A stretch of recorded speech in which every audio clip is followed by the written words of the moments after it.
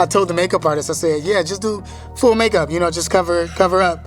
And she did the full. So, but you gotta be careful how you tell what makeup artist you say do full. And you went through a similar thing. Yeah, you remember that? I told them I wanted to be casket clean.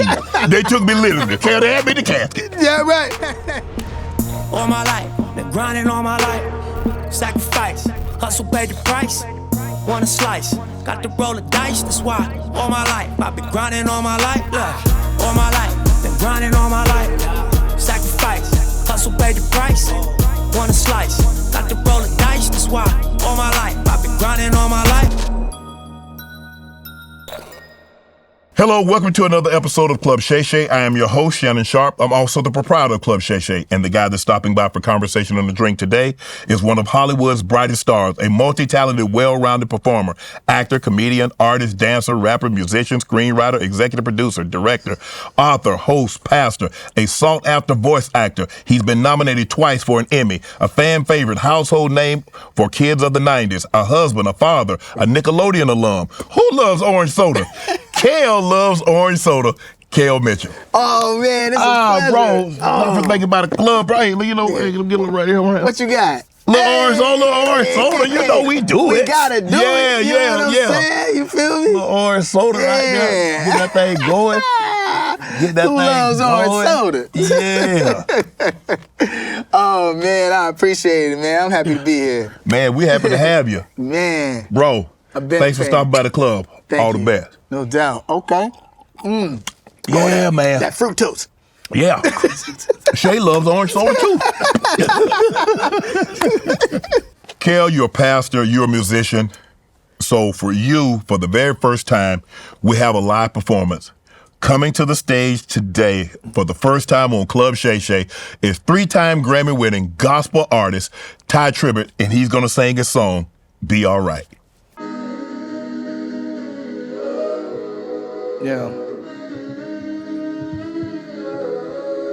Yeah, he's gonna make everything alright. Woo! Yeah. Check it. It gets so hard, just trying to figure it out, finding out, trying to believe God, trying to watch the words of my mouth and stay on the route. Trouble come and go, even on the mountain high or the valley low, but never let your faith go. Yeah, never let your faith go. I've been there before, so confused, don't know which way to go. Stressed out, the world's so crazy, we might as well stay in the house. Fear trying to rise up, we got terrorists disguised, they look like us, but we know who we trust. Just when I say that we gon' be alright. Tell them, we gon' be alright. Little bit louder, tell them, we gon' be alright. Yeah. Feel real good in here. Alright. Can't hear you. Real loud, say we gon' be alright. Let's go. We gon' be alright. No matter what you're going through, we gon' be alright. Tell them. Alright. Yeah. Check it out. In these last days, evil times will come and it's here today. Look at all the hate, senseless crime and murder. Human trafficking, racism, police brutality, bullying, rape, child molestation. Surely appearance of evil I pray. Let your kingdom come and let your will be done in the earth. Let your glory rise, let your sun shine. Let it rise through the dark clouds. Even through the storm and the rain, we will shout. Cause we know after the night, say, we gon' be alright. Hey, all things work together for the good. We gon' be alright. Hey, tell me, kid, he brought me out, I knew he would. We gon' be alright. Hey, so don't you worry about it. Oh no. Don't cry about it. Oh no. Just believe and receive every word that he promised you. We gon' be alright. Oh Jesus, we gon' be alright. Yes sir.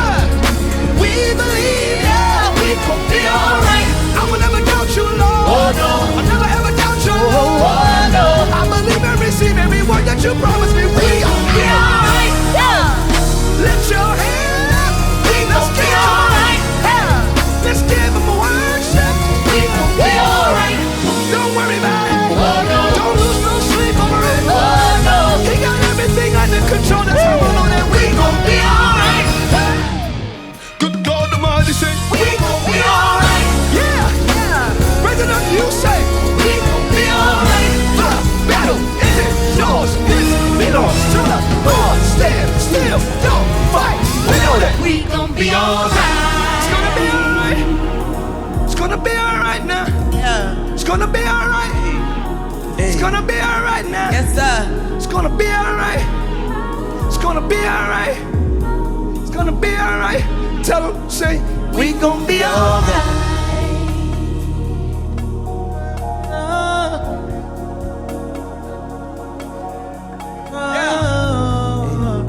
Yeah. Yeah. Yeah. Don't stop, we gotta go, y'all. Last time, say, we gonna be alright. We may do it for a night. Yeah. Only one night though. Cry may last for a night. Yeah. Only one night though. Let the tears fall down from your eyes. Yeah. But only one night though. Only one night though. Don't give the devil no more. Yeah. We may do it for a night. Help me out, say. Only one night though. Cry may last for a night. Only one night though. If you hurt, make sure that you hurt. Yeah. Only one night It's gonna though. be alright. Only one night It's gonna though. be alright. Only one night Hey, though. joy comes in the morning. Yeah. Woo, I feel good, y'all. Joy comes in the morning. Yes, sir. Yes, sir. Hey, joy comes in the morning. Can y'all see it? Yeah. Joy comes in the morning. Check it out. I can see a brand new day. See a brand new day. I can see a brand new day. See a brand new day. Looking like a brand new day. Like a brand new day. Hey, I can feel a brand new day. Feel a brand new day. Gotta go. So we gon' be alright. Yeah. Come on. He did that. Come on. They did that. Yeah. Gonna be alright. Be alright, you singing? Come on, bro. With y'all. Come on, come on. In the stool. I'm like, come on. Gonna be alright. Yes. Leaning up with the stool. 3-time Grammy-winning Tye Tribbett. What's up, man? Bro, you did that. Be all right.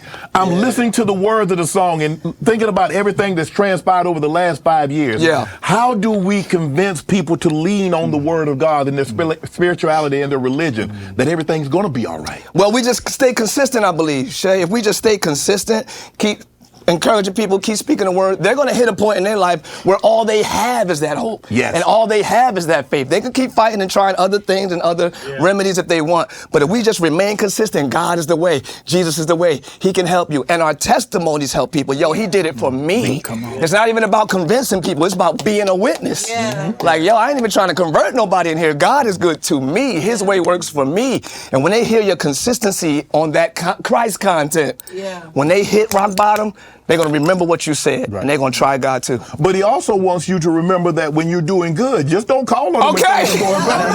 Yeah, because everybody want to call on Lord. But when things are going well, we seem to think we're doing it on our own. That's the thing about God. He's so good to all of us. The Bible says He reigns on the just as well as the unjust. It's the matter of the heart. Do you think it's you, or do you know it's God? I think the wise person knows it's God. Remember when Jesus was born, a little boy, the wise men brought their gifts to Jesus. Wise men bring their gifts, their success, their everything to Him. If you're wise, you'll lean on Him more. Right. I read, I don't know if this is true or not. Hold on. Hold on, Shay. Don't turn that corner on me, Shay. That you could not play the keys until you spoke. In other tongues. In other tongues. Brother. Not your typical tongue. Not the typical tongue.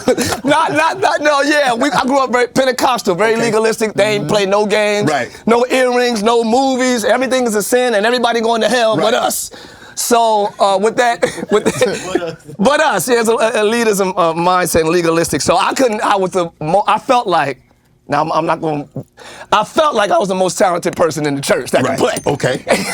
But I was sitting there every Sunday like, man, let me hurry up and speak in tongues. I wasn't worried about going to heaven. I wanted to speak in tongues so I could play in the church. I'll worry about heaven later. I got to fix this service tonight. So 12 years old, it happened for me, and I started, taking over and playing at that time. Wow. That's man. It was crazy back then, man. So, Pentecostal, y'all did those tent revivals all the time? What do you talk about? It be hot in that church. It be hot, and they got them new mosquitoes that ain't come out yet. Bugs everywhere, man. We had all that in that tent revival. We was kicking it up, though, praising God. I love that, because it took us outside of the four walls of the church. Right. So that was always exciting for me, because I always saw that small context. Right. So to see God bigger than that in the streets was amazing to me. Introduce you to your group. I want to know more about you. Yeah. Oh, you want to know about the? Yes. This is Brandon right here. Brandon. What's up, man? This is Jaleesa Faye right here. Jaleesa. Mm-hmm. This is Jocelyn right here. Jocelyn. Soprano, alto, tenor. Okay. This is Joe right here. Okay. That's my main man, Keyboard. Joe, but he holds it down. And my producer, all that stuff. We do all this stuff together. This is JR on the drums right here. This is a little nephew. And I got one brother in the whole entire world. I got one brother, and that's him. That's Thaddeus right here. Okay. It's my brother, Yes. bass player, friend, all that good stuff. So we are one big happy family here. Ty, I'm looking at some of your music collabs. Music Soul Child, Jill Scott, The Roots, Jessica Simpson, Floetry, Common, Erykah Badu, Luther Vandross, Stevie Wonder. What were those experiences like for you? I didn't do any of that. No, I'm just like, I'm like, I better, come on now. You're like, what? We did a movie called The Prince of Egypt. Okay. That was an animated story about the life of Moses. We won this gospel choir competition. They said, let's get that choir on this movie soundtrack. So we started doing music for that soundtrack. There we met Faith Hill, Whitney Houston, all these people. So for the movie premieres, we were the only choir, so we would sing background for like all the artists, and some of them just took to us and loved us. So we went on tour with Faith Hill, Tim McGraw. We went on tour with Don Henley. We did stuff with Gloria Estefan, like all this stuff. All these, once you got in the funnel, it just kind of like, let's get that choir, let's get the choir. And then I'm from the Philly, Jersey area, so we did our first album in the Root studio. I was very cool with them. I knew them all, we all knew each other. So just being around the Root studio, they'd be like, yo, get on this. LL's coming in town, dude. You know, Justin Timberlake is coming, dude. That's why we got Cry Me a River and all that stuff. Yeah, I was about to get to that. Is it You know I'm gonna go there. Behind the You know I'm Justin gonna go there. Timberlake, the doom doom. Yeah, I was doing. Let's. Oh, now you're gonna prove, I gotta prove it? You gotta prove it. Get on them keys. I don't remember how to play that. What key is that? What key was He that? said, what key is They that? got me proving it. I ain't played that since then. Hey, Black Minor. Oh, there it is. Hey. Something like that. Something like that. Hey. Oh, that was a hit song. I know they broke bread with you with that one, didn't it? Yeah, we had dinner. Oh, come on, Ty. Hold on, Ty. That was one of his biggest songs. I didn't know the business then. I was working with Timbaland, and Timbaland's still my dude to this day. So he cut me a check. I took that $2,000. I split it up between everybody. I didn't know points. 1, 2, 3, 4, Yeah. So 5, go ahead, count it up. I came up with about $75.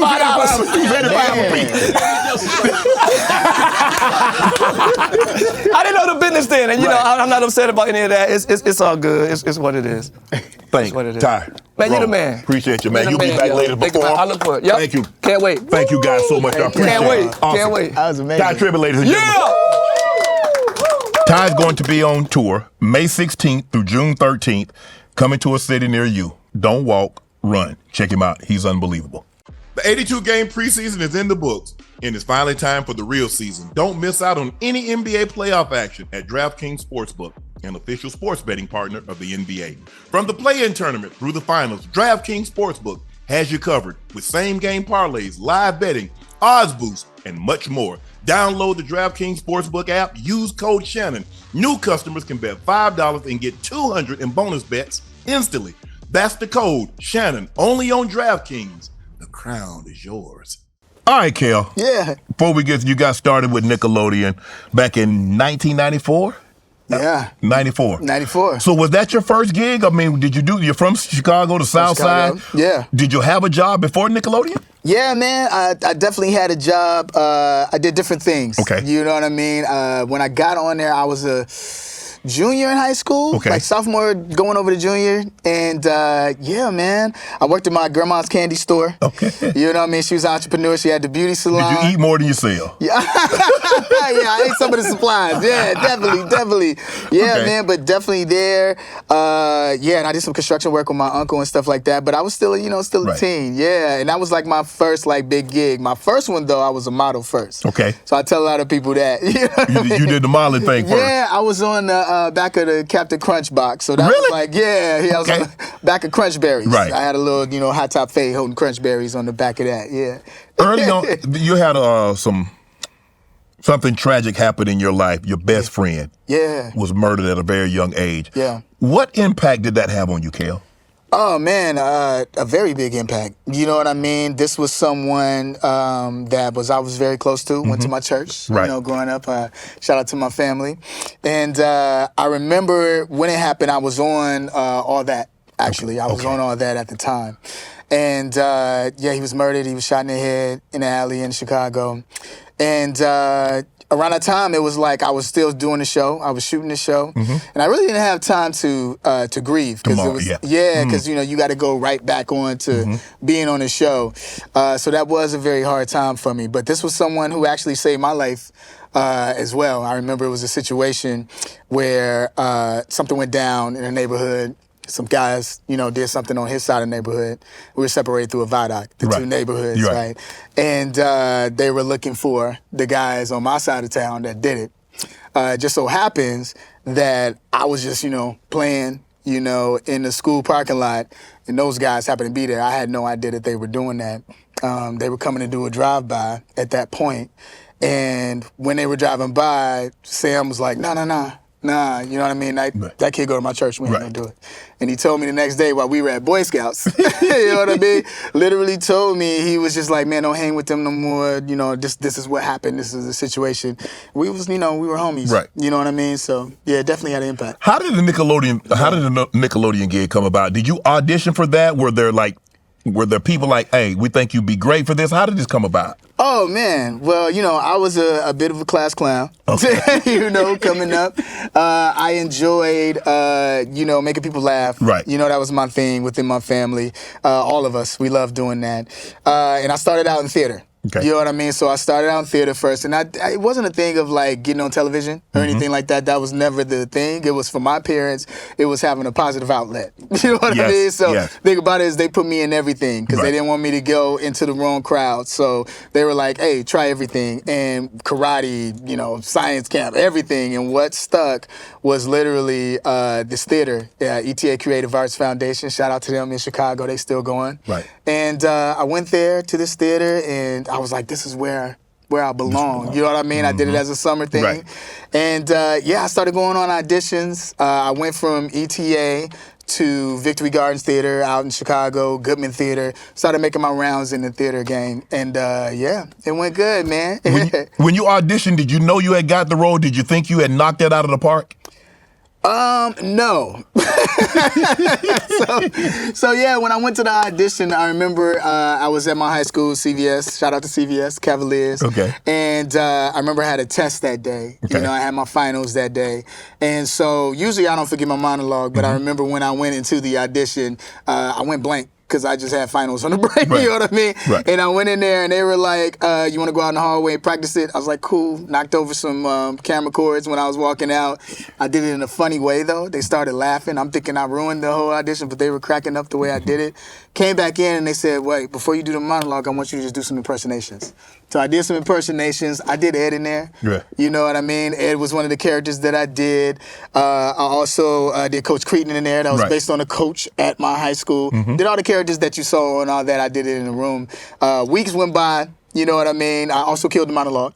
But weeks went by, and I'm thinking like, no, I didn't get it. And I remember it was a phone call late at night, and my mom was like, what now? Hey, thank you, Jesus. And we went to L.A., and when we went to L.A., it was like the Avengers of every funny kid that you could possibly think of from all over every city. Went up against it and definitely got in there. Yeah. So you get all of that. So you froze the very first chance. Now you've got all these people watching around like, okay, this is my big moment. And you're like... Yeah, man.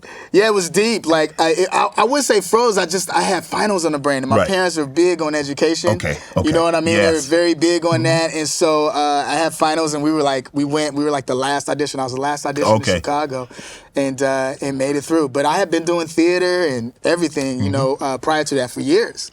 So how did you learn to develop your character? Because you said they asked you to do impersonations and impressions of some of these characters that were in the script. Yeah. And just like on cue, because did you rehearse that? Did you think they might ask me to do this, so let me be prepared. And if they don't, I'm cool. But if they do, I'll be ready. No, check it out. So it wasn't scripted. This was literally like, what impersonations do you have? Right. So most kids would probably do stuff that they seen on television. I did stuff that I saw on the L train, seeing people, my uncles, you know, I coached people that I knew. Okay. And I just gave them all original characters right there on the spot. And that was the thing. They were like, yo, this kid came in and he did original voices, original characters, and they wrote literally to the characters that I did, you know, and that's how a lot of the characters that I had was so original and all that. Yeah. Well, but how do you learn in a child to like play to the cameras, play to the crowd? Because you said you were a class clown. Yeah. But so when you're in a class, everybody's watching you anyway. So you don't. It's not like you have to play anything. You just be yourself. How did you learn the stage presence? Theater. Okay. That's really what helped me do it. You know, shout out to Renako Jahi. That was my first theater, you know, drama teacher. And in summer, I remember my first time being on stage, we did a play, and he was amazing. Like, he would write his own plays. He did this thing, it was kind of like The Wiz mixed with, you know, Beat Street and all this stuff like that. And it was called Kasimu and the Coconut Palm, and I got to play this character named Rattles, where I was the narrator. And he taught us how to really become the character. Okay. You know, really become the character. Where does the character come from? What is he like? What does he like to eat? So I was trained in knowing how to do that. And then I went from doing the plays with the teens to also doing plays at night too, as well, with a lot of different adults, you know what I mean? And so I started to really understand the craft and really understand theater, and didn't act up in school as much, because now I was having a job. You know, I had a job, and I found, you know, what my talent was, and I really enjoyed it, and I wanted to learn every aspect of it, you know? Yeah. Did you feel like it was acting, or you were being Kel? I was being Kel. You know what I mean? Because there's a thing, you know, what God anoints you with and the talent that he gives you. You know what I mean? So I was just doing that. But it was beautiful to find it. Okay. You know what I mean? It was beautiful to find, like, oh, I can do this on stage, and this could actually be a career. And I remember one of the actors, when I was doing one of the plays, I think it was Dirt. It was this play called Dirt. And I remember one of the adult actors came up to me, and he was just like, you got to enjoy this, though. He said, if you're going to do this for life, you got to know, you got to enjoy it, because it's a lot of ups and downs and things that go on with this. And he told me that at a very young age. And at the time, I didn't know what he meant. You know what I mean? Because I'm living with my parents and stuff like that. But becoming an adult, I understood what he meant. Right. And I thank him for giving me that advice. Yeah. How did you and Kenan Thompson, how did you guys hit it off so quickly? You know, well, hey, you know, being both black. That helps. That helps. You know, we had the same type of background. I'm from the south side of Chicago, Atlanta, you know what I mean? And it was just a thing. Like, I remember we introduced TLC, right? And when we introduced TLC for the pilot episode, because, you know, all that was just a pilot. It wasn't supposed to be a show that was a series. Right. You know, so they were trying it out. Nickelodeon had never tried anything like this before with musical guests. People say it's like SNL for kids, but it's really, I felt like it was in living color for kids. You know what I mean? Just because how diverse it was and the type of musical acts we had on the show. But yeah, we did it, and I remember Kenan and I had a sketch called Mavis and Clavis, where we played two old guys. And we were doing these characters, and I would tell a joke, he knew exactly what I was going to say, I knew exactly what he was going to say, and it just worked at that moment. And after that, everybody kind of saw, like, oh, these two work very well together, and so did we. And yeah, it was on screen, off screen. We did the same thing. What made them pair you guys, besides being black? What made them pair you? You think that was the only reason they put you two guys together? No. It was that sketch. Okay. So it was literally that Mavis and Clavis sketch that they saw. These kids are definitely funny together, and they play off each other very well. And they started putting us in different sketches together, and it just it worked. It just worked. And we didn't know anything about, like, Abbott and Costello or Martin and Lewis or comedic duos. And Kim Fields, who was one of our directors, she actually introduced us to that. She was like, I want you to see Martin and Lewis, because you guys are similar to this. And we looked and we were like, yo, this is like, yeah, we're like a comedic duo. This is dope. Yeah. So when they told you guys you were going to have your own show. Yeah. What went through your mind immediately? Well, we were doing all that for a few seasons, right? So, and it became popular after a while. And then usually we would go home and go to school on hiatus, right? So they hit us up and was like, you guys are going to stay here. All right, during this time, you guys are going to stay here. Wow. while the other kids go, and we want to do your own show. Because we see you guys off stage too, and you guys are hilarious. So we were funny off stage too, and they saw that. And so then after that, they said you're gonna have your own show. They didn't know the name of it. Mm-hmm.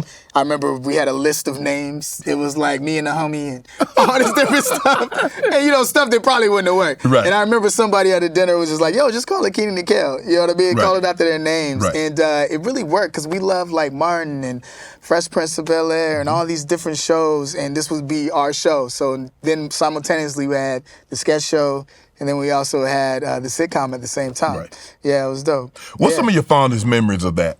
Fondest memories? Yeah.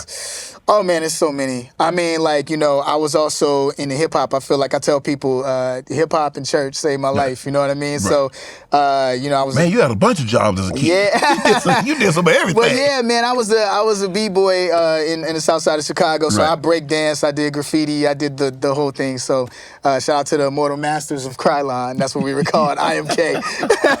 So, but yeah, man, I loved that, man. And I remember I was into music. And so I did a lot of music first, and so I was doing hip-hop.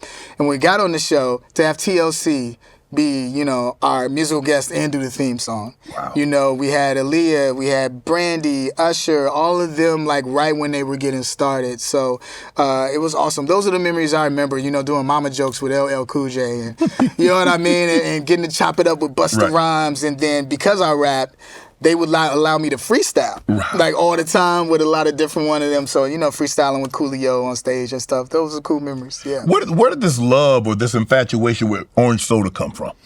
Okay, so the writer wrote, Who Loves Orange Soda? Okay. I don't know where his mind went with that. I actually now, being older, I feel like it was a branding thing of like, to promote soda or something like that with Nickelodeon.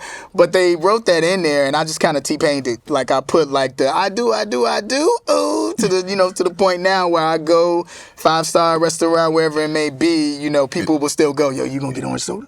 yo, you gotta get that orange soda. So it's crazy. Yeah. I mean, you mentioned about some of these up and coming TLC and Aaliyah and Brandy and Usher and I think Britney Spears made an appearance. Yeah. You're like, this is pretty cool. Yeah. When you go back home, I mean, when you go back home, what are your friends? What do they think of Kel now?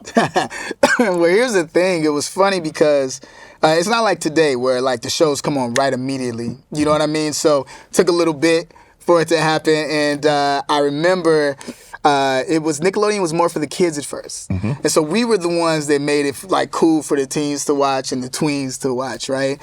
And I was trying to stay low, you know what I mean? Because where I grew up at, when I go back to school, I ain't really want everybody to know that I was on the show. You know what I mean? I was just kind of skirting through. And I remember the freshmen at my high school, one of them just started screaming as I was walking through the hall, like, hey, yo! And then one of my teachers ended up playing one of the episodes for my class. And after that, it got kind of wild. You know what I mean? If you could go back, we're going to put you back at that age. Okay. But in today. Okay. What 3 musical guests would you like to have on the show? For today? Yeah. We actually did a reboot of all that, and we got to bring a lot of people on the show back in 2019. Mm-hmm. So Her was on there, which was amazing. Wow. We had a lot of great guests, man, that were just amazing. You know what I mean? Yeah. The Jonas Brothers, everybody, man. We had everybody. I'm looking at this. You in music videos, you with Kanye West. All Falls Down. All Falls Down. Druid Hills, Young and Dumb and Bro. Yeah. Your resume, just as a child, we're not even talking about moving forward, was so expansive. Yeah. Yeah, I mean, that's God, man. And a lot of that, because it's funny because, okay, so let's break it down. So when you mention that, that's 2 different areas of my life, right? Yes. So with Kanye, I was an adult, so it's like a thing, because me and Kenan look very young, so a lot of times people are like, we still kids. Y'all grown and yeah. And we grown, you know what I mean? So even on the show, it was like that too. We had to shave and, still look young. Because, we got on the show when we were like sophomores, juniors in high school. Mm-hmm. And it went on for a few years. Yeah, man. But to be on all those platforms and have Kanye call me up and to be a baggage carrier on the show and work with Common again. And that's just that Chicago love. Right. Chicago. I knew Common already. Me and Common had a freestyle battle at Metro Music. My Who won? sister. I'm gonna say I won on the. No, I'm just playing. Common won. Yeah, Common won that. Right. I was doing crisscross stuff. I was like, it's Kickity Kel on the Mickety Mike, and all that Right. stuff. Yeah. So how did this come about? I understand that you say obviously Common's from Chicago, Kanye's Yeah. from Chicago. So were you familiar with someone in his group? They were familiar with you. So how did this come about? Yeah, here's the thing, man. A lot of the comedians like, D-Ray and Common and, the hip-hop, just Chicago in general, we all support one another on the South Side. You got to remember, I got started in 94. Right. So, a lot of people that were starting to get on around 96, 97, 98, they already knew about me. So it was like me, Jason Weaver, Lorenz Tate, all of us are from Chicago, you know what I mean? And we were already doing, they were doing Menace Society, and he was doing the Michael Jackson story, so all these different things, man. So shout out to the city of Chicago, man. And we all know each other, see each other around, so it's been good. Yeah. Well, I don't think there's any better person to ask about this than you, considering your background. You're in the hip-hop community. You're a musician. Yeah. What's up with these rap beef? Why everybody teaming up on Drake? I didn't even know they had a beef. I didn't know anybody had a problem. Yeah, man. It's wild. You know what I mean? Everybody's going at it. I mean, that's hip-hop. You know what I mean? And we're going to see, as long as everybody keep it peaceful, it's all good. I mean, I didn't know Ross was at Drake, Future and Boomin was at Drake. I mean, I'm like, what did I miss? I mean, I know I ain't as immersed in the culture as I would when I was younger. Yeah. But damn, I didn't know this was an undercurrent. Yeah. Did you know that? No, I didn't know. I don't have any inside information on it. I'm just enjoying the music, man. Enjoying the music. Oh, I forgot K-Dot. So let me ask you a question. So is this really beef? I mean, cause they Chris Brown going at Quavo, that's beef. That's a diss. Yeah. Saying, hey, Big 3 is Big Me. I don't know. Yeah. Cause back at, Nas and Hove go, that's a diss. Yeah. Remy Ma, that's a diss. Yeah. Is this what Kendrick did to Cole? I mean, look, I look at it, it's different generations, and how they doing it is how they doing it. Like I said, just keep it peaceful. Yeah. And enjoy the music. Nah, see, Breeze ain't keep it peaceful. Yeah, I mean, he can rap too. He spraying. Yeah. Chris can ride, man. Yeah. He got the flamethrower out. He burned down the city. Real talk. Oh, man. So, parody. You did Prince, 50 Cent, Michael. Bro, when doing research on you, you are like talented beyond talent. There's not anything that you really can't do. You can sing, like I said. Obviously, you're a musician. You can do impressions. You can do, bro. I appreciate that. I really look at triple threats, and I think theater really helped me out that. But I really like Sammy Davis Jr., Rat Pack. I'm from that. You know what I'm saying? Okay. I love that type of style, of people just being a triple threat, sing, rap, whatever it may be. And just enjoying this journey, whatever it is. I love to try everything, you know what I mean? And try it and see, how good I could be at it. And man, it's been good. What's your favorite parody? My favorite parody that I've done? Yes, you done. I got a bunch of them. I like original stuff too, but I got a bunch of them. I don't know. I can't pick just one, man. I like doing 50. 50 was fun. Right. 50 was fun. When I did 50 Cent, that was pretty cool. Yeah. What was Freaknik the Musical? Tell us about that. What was Freaknik the Musical? Yeah. That was. Did you come to Freaknik? No, Oh. I never went to Freaknik. We were we were on all that at the time doing that. But yeah, let me see. Freaknik the Musical with T-Pain. Yeah. So shout out to T-Pain, that's the homie. And I remember, and Carl Jones, the Boondocks and all that. And they were he's the ghost of Freaknik. Okay. So this when Freaknik wasn't around anymore, Right. and T-Pain became the ghost of Freaknik. It was me, Affion Crockett, Rick Ross is in there too, Lil Wayne. You know what I mean? I played a lot of different characters.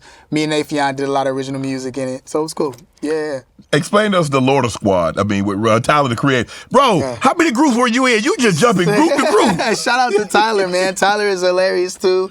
I really enjoy working with different artists and comedians as well. And, I'm never just like the battling with the comedians and all that stuff like that.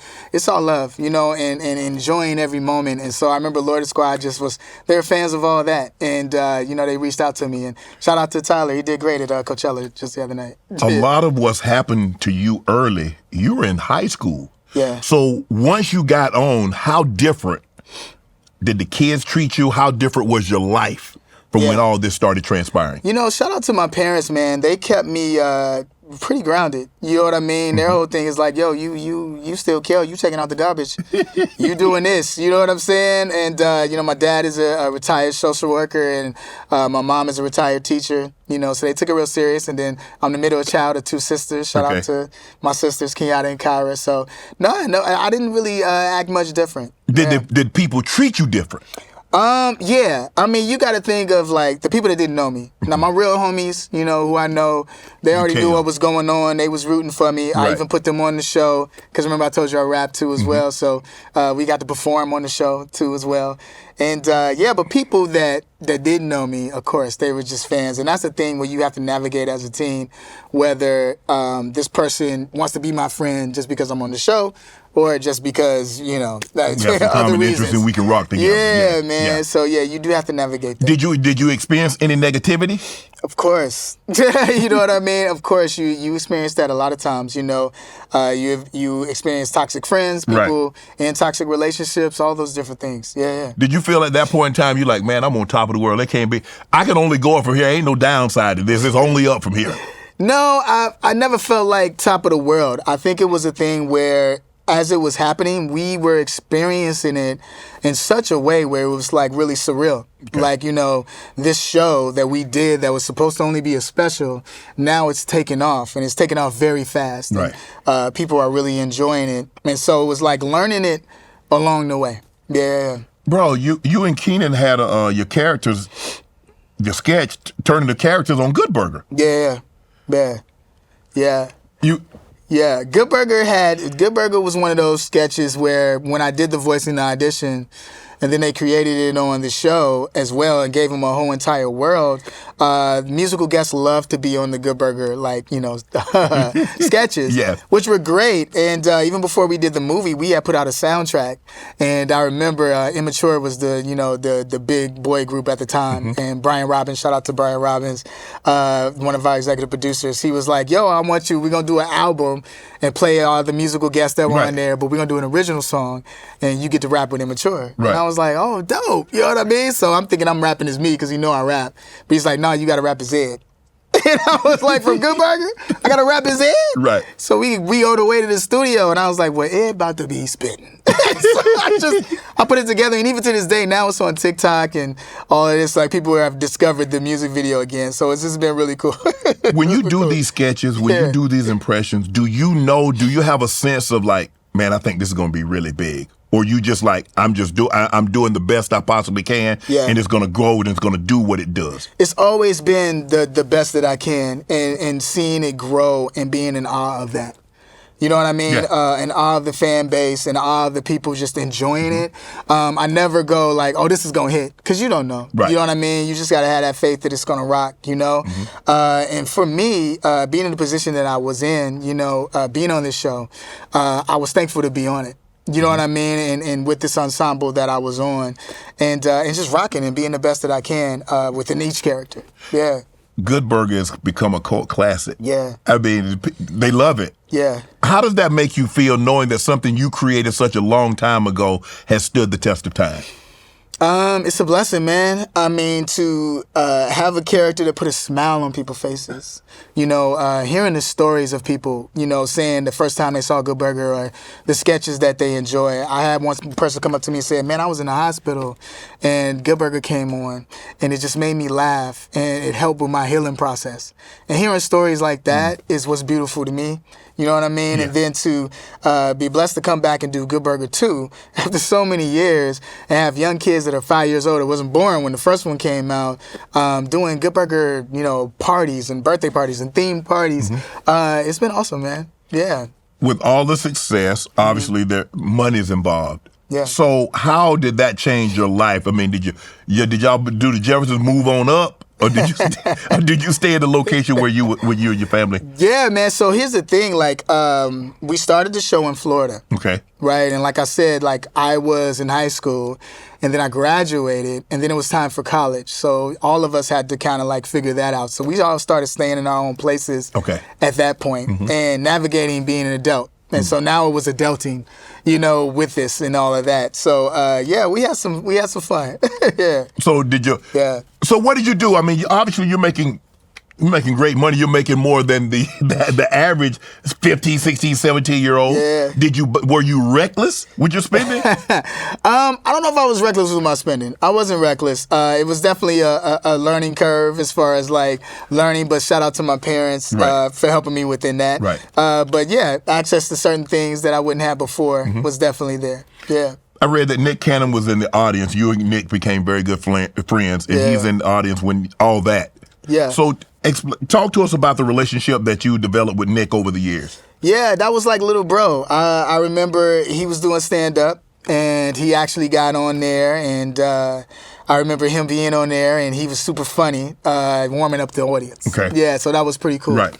So he would warm up the audience, make everybody laugh, and they asked us, the producers asked, yo, do y'all want him to be on the show to do a sketch? And we're like, yeah, like, of course, dude is funny. Right. And he killed it. Yeah. And that was the start, because did you know of Nick prior to him coming and being on the show? Not prior to him coming on and being a warm-up guy, because we always had warm-up guys that would do it, and this was a team that was actually the warm-up guy for the show to make everybody laugh in between sets, because they're there for like, 3-4 hours in the audience, and he would make them laugh in between scenes. And yeah, super talented, man. Great family too. Yeah. I read you inspired Nick on naming of some of his kids. Yeah. Yeah. There's only so many names. He got a bunch of kids. So. he got a bunch, man. Yeah. So explain. How do you?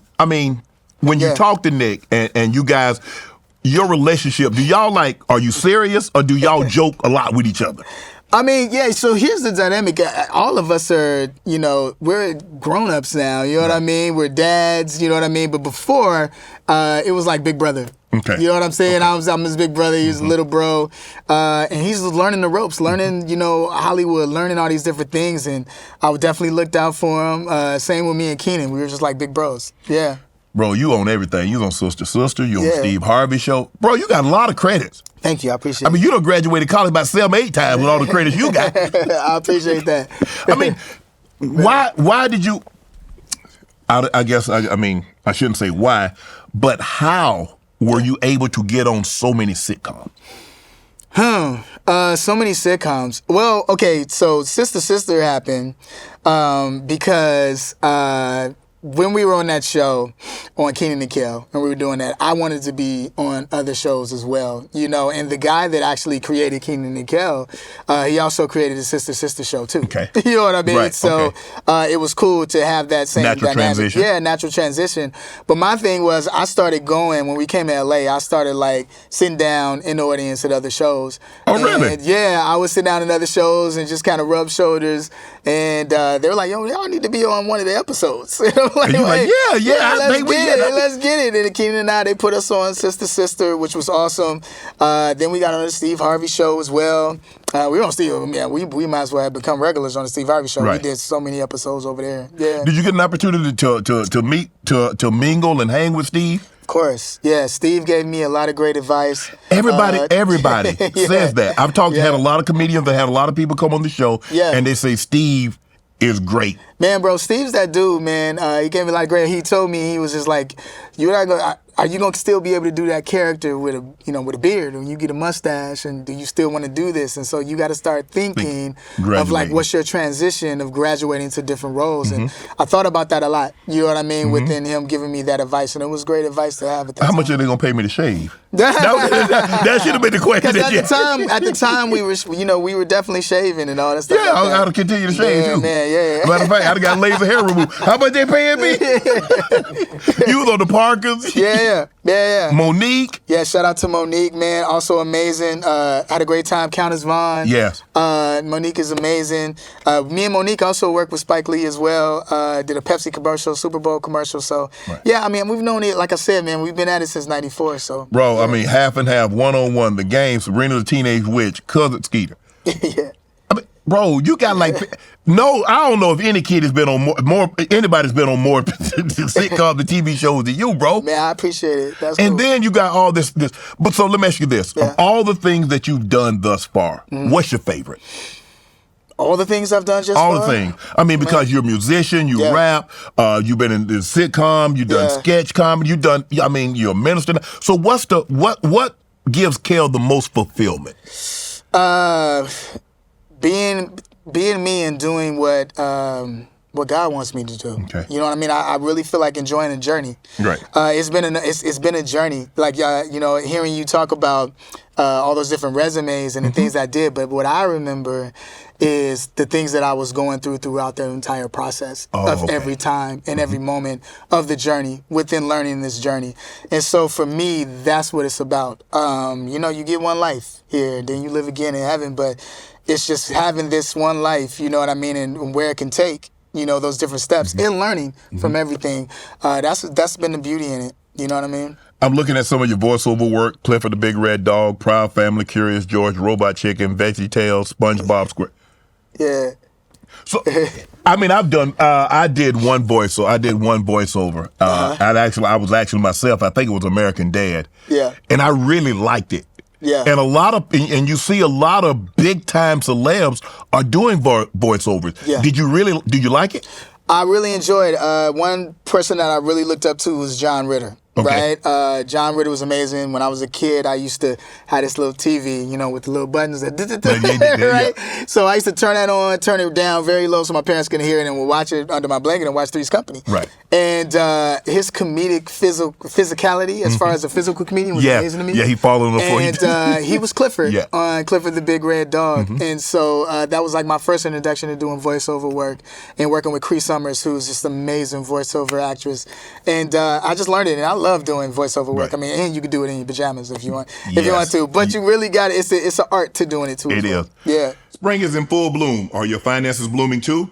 With the Chime Secured Credit Builder Visa Credit Card, it's easy to start building credit with everyday purchases on regular time payments with no annual fees or interest. And if your credit score grows, so could your opportunities for lower interest rates on loans, like for car and for homes. With the Chime Credit Builder Visa Credit Card, there's no annual fees, interest, or credit checks to apply. You can use it everywhere Visa credit cards are accepted, and you can build credit while using your own money. With Chime Secure Credit Cards, you can start improving your credit scores right away. Get started today at chime.com/Shay Shay. That's chime.com/Shay Shay. Chime feels like progress. The Chime Credit Builder Visa Credit Card is issued by the Bancorp Bank, N.A. or Stride Bank, N.A., members FDIC. Spot me eligibility requirements, overdraft limits apply. Out of network, ATM withdrawals, OTC advance fees may apply also. Terms and conditions apply. Go to online.com disclosure for details. If a kid actor, what advice would you give kids that want to go the route that you did? What's some of the advice you would give them? Ooh, man. Have a good sense of self and who you are. You know, you go through a lot within this business and ups and downs and things that you go through, right? And it's don't lose sight of yourself, you know, throughout the process. When we brought all that back in 2019, it was very important to me that I spoke to the kids. And I remember when I saw all of them for the first time, it was a whole new cast. I remember going in there and I said, yo, the Lord told me, tell all of them something that you wish somebody told you. And I told them, like, this is not the thing that makes you important. Or this is not the thing that makes you like, oh, I can do this. This is one stepping stone of your life that you're going to be in. And so you were made special when you were knitted in the womb, when you were born. So don't competition with one another. Have fun while you're doing this, but understand this is a job. Understand that this is a job, and there's going to be other jobs too as well. And seeing them grow now, with them being on other different shows now, and they really understood that. And then I flew my parents out too. I flew my parents out because a lot of parents are green within it too when it's just starting. Yes. And I wanted my parents to give that perspective to their parents. And it was a beautiful moment. A lot of the parents were crying within that moment when they heard my parents talking to them as well. And it was just a great moment. And I asked Nickelodeon to be able to do that because I feel like it's very important. As athletes, a lot of you guys, you get other older athletes that, pull back and kind of tell you advice about what to expect. As actors, we just get thrown into it. You know what I mean? And so we got to look back as, veteran actors and actually sit down and have real conversations with the younger ones to let them know what to expect and how to navigate through it too as well.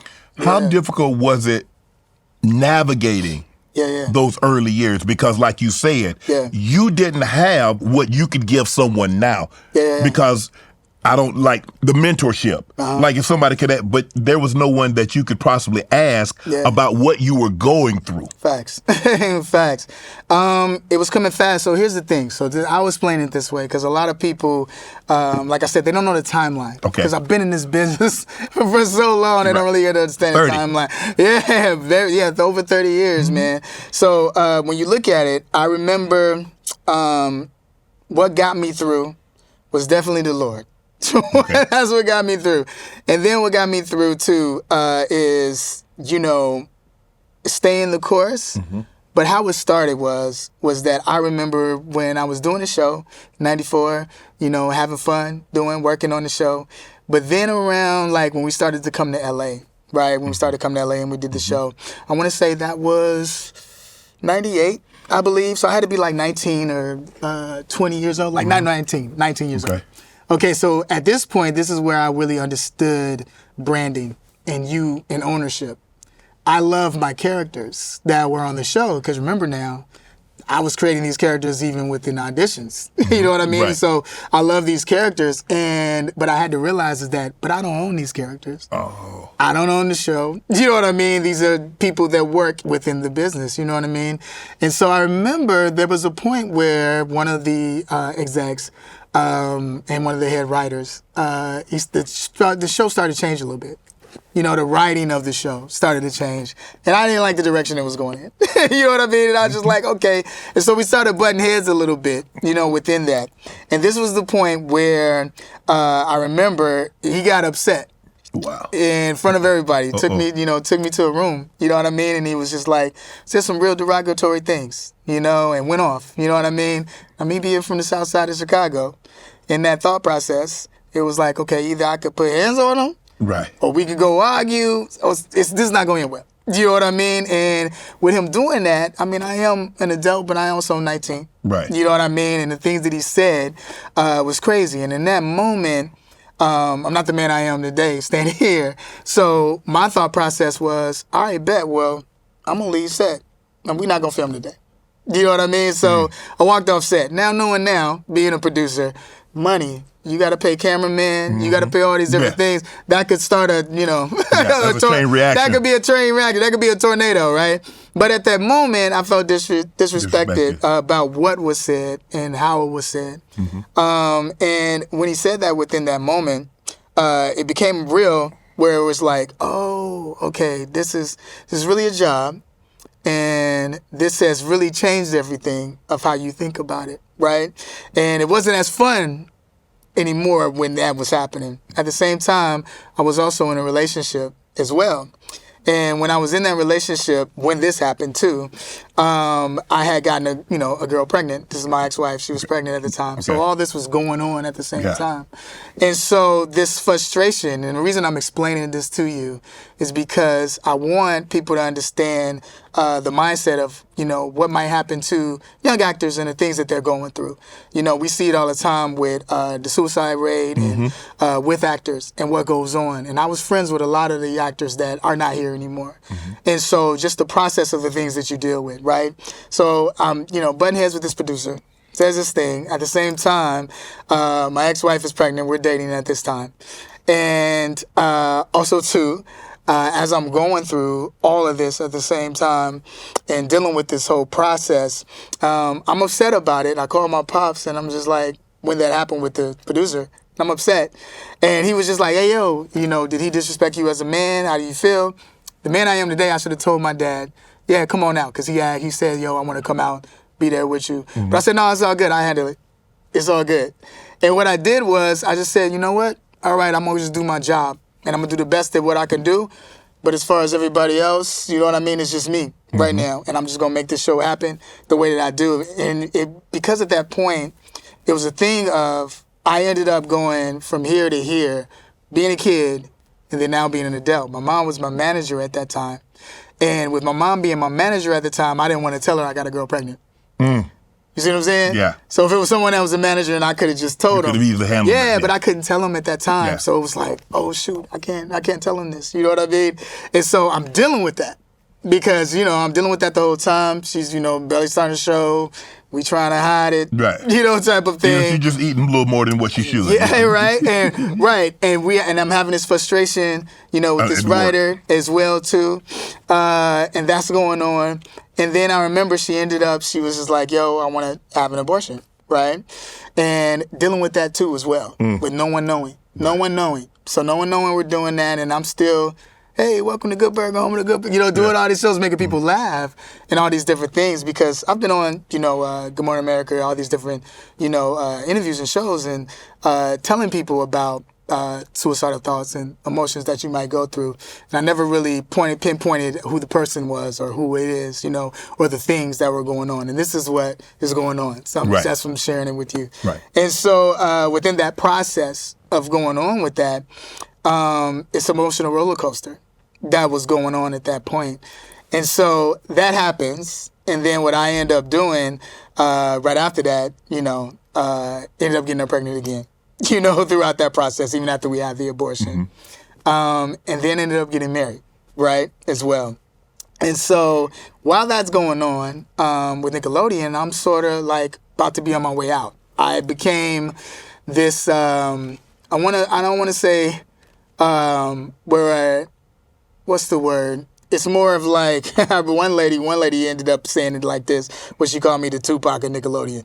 You know what I mean? So one of the people that we work with, I wouldn't say that, but this was what's said about me. And so because of the point where I just was kind of like, hey man, this is going to be my show now. I'm going to do it this way. Right. And I didn't agree and I didn't tell anybody what that, you know, producer had said to me at that time and what was going on. You know, and what was said, and even what I was going through personally within my life, what I was going through, I wasn't sharing that with anybody. Right. And that's a lot of a problem when you isolate that, and within that process, you can go through a lot. You know what I mean? And holding all that frustration inside, right? But I still was able to have an outlet through the show. You know, through the show and doing that process. And I remember Mystery Man had came along, where was this movie called Mystery Man I did with Ben Stiller and Janine Garofalo. And so to me, it was like, well, I'm on my way out of Nickelodeon. It's all good. You know what I mean? Yeah. And a lot of people talk about, you know, Kenan and I, as far as like the split between the Kenan and Kel show. This is where it started. And I think that even Kenan didn't really know either what was going on, because I didn't share what was going on with me and the head writer of the show when that happened, and what was going on, and I didn't trust anybody at that moment either. Yeah. You speak about these thoughts that you were having, and I think it was around 2004, that you said that you was at your lowest, and you contemplated taking your own life, You didn't talk, you didn't have a therapist, you didn't have anybody that you felt comfortable enough with to go sit down and have a conversation with, even if it's not a therapist, maybe a pastor, maybe a closest friend. You held that, you bottled that up inside and dealt with it on your own? So this is what I mean about the understanding the timeline. Okay, so because that's a big speed up. You know what I mean? So the start of that, from where the suicide is where I was just talking about. So there was a start of that, which was, like I said, 99, 98, 99, you know what I mean? Around that time. And so when that was going on, all this process and me not sharing what was happening and holding all of that, and dealing with that. That's what led to that part. Okay. So in the beginning of that, with me holding all that information, then Mystery Man came along. That show. And I remember I'm out at Nickelodeon. I'm like, I'm all good. And I remember the head writer, who's Dan Schneider, that's who I was talking about, who wrote on the show at that time. He was also doing a movie. I believe it was Liar Liar. With Jim Carrey. With Amanda. Not Liar Liar. It was... oh man, I'm trying to remember the name of it. It wasn't Liar Liar, but it was Amanda Bynes was supposed to was in the movie. Yes. Yeah, and it was about a kid that lies and all that stuff like that. But they wanted me to actually be in that movie at first, and I was like, yo, we should put Kenan in it. That would be dope to put Kenan in it, and we both do that because we had a 3-picture deal at Paramount when we were doing that. But they decided that they didn't do the other movies. We just did Good Burger. Okay. But I was doing Mystery Man, so they were like, yo, you should be on that. And I was like, oh yeah, but let's put Kenan in. They were like, nah, I think this should just be with you. And I'm like, no, but I feel like, we got the show, let's do it. And also too, the writer is the same writer I had fallen out with. You know what I mean? That's in the room. And so I'm just like, you know what I mean? I don't want to do that. Right. And I remember I left out of the room, and all these producers excited about doing this movie. Right. And I remember I left out of that room, that situation, and then I saw Kenan, and then I saw Nick, and they were like, yeah, we heard about that meeting. They just started laughing. Right. And for me, I felt like, yo, y'all was in there fighting for you. You know what I mean? And that kind of hurt at that moment. Thing about me was that relationship is very important, and you need to let people know how you feel. At that time, really wasn't doing that. Right. There was a trust thing. You know what I mean? I had already been through death, within my family in Chicago, and all these things were going on. At this point, both of my uncles was murdered. I had a friend that was murdered that we talked about. Yep. All this happened around the same time. And so there wasn't any, I wasn't seeing any therapist or anything of that nature. I was just working constantly with working on the show, and within doing that. And then at that time too, I ended up marrying my ex-wife, because we had another baby. We had the baby, right? We had the abortion, but then we had a baby. And she ended up telling me that the baby that was aborted wasn't mine. And so within that process, you are immediately married within a lie already. Yeah. You know what I'm saying? So the marriage was never the same after that, was it? No, it was. This is at the beginning. You know what I'm saying? This is right at the beginning. And so within that process, she probably should have kept that to herself. And well, I'm glad she didn't. And so within that process, with that being known, it was just like, yo, and now I'm on TV. I'm still on TV. All this thing, and I don't have time to really process that. And she almost, with even in being, the pregnancy. She almost died within the pregnancy, so that was a hard time too. Right. And I remember some of the writers coming to the set, to the hospital, and they were like bringing presents, and I'm thinking like, oh yeah, cool, thank you. And then they were like, yo, when can you be back on set? And it was just you see what I'm dealing with? Yeah, we'll see what I'm dealing with. But no shout out to no shade to them. They were doing what they were told as far as a job to see if Kel can be back on set. And I was the one that ended up getting someone pregnant, around that time. But I'm just setting up so you understand what was really going on when we get to 2004. You know what I mean? Yes. In that process. So, and now knowing that this, the kid is mine, and then now leaving the show, on Nickelodeon. And then I had Mystery Man, this big show, and I'm thinking like, oh yeah, that's gonna be it. You know what I mean? And learning within that process too, where it was like, hey, well, no, I don't want to renew on all that Kenan and Kel. I'm good. You know what I'm saying? And I already know what's going on as far as what's happening within this realm of what's going on with the show behind the scenes and what's going on with me. And I was just like, yo, I'm ready to leave anyway. And then Mystery Man didn't do as well as we thought it was going to. You know what I mean? As we thought it was going to do within that process. And then just navigating through that, now being a father. And here's the thing about it is that the reason I didn't have anybody relate to, because I was the first one out of the entire cast to be married, to have a house, have kids. And Kenan, Nick, none of them could relate to that. They were still being kids. And also, too, there was this process of, I got it all together. I already know what I'm doing. You know what I mean? And that's what I was doing. You know what I mean? To me, it was like, I got it. I can handle this. I can handle this. Right. No. You couldn't. No, you can't handle this within the star power because you're really going through something that is really deep, and you need to let people know and let people know how you feel and let people know what's on your heart, what's really going on. But I kept it in and was like, I can handle this. Yeah. You mentioned a lot of some of the kids, actors and actresses that you were around. Life had gotten so overbearing that they didn't feel they could go on. Yeah. You mentioned Amanda Bynes, and you see her in conservatorship, and you see her dealing with her issues. How difficult is that for you, knowing what you went through and seeing her go through something very similar?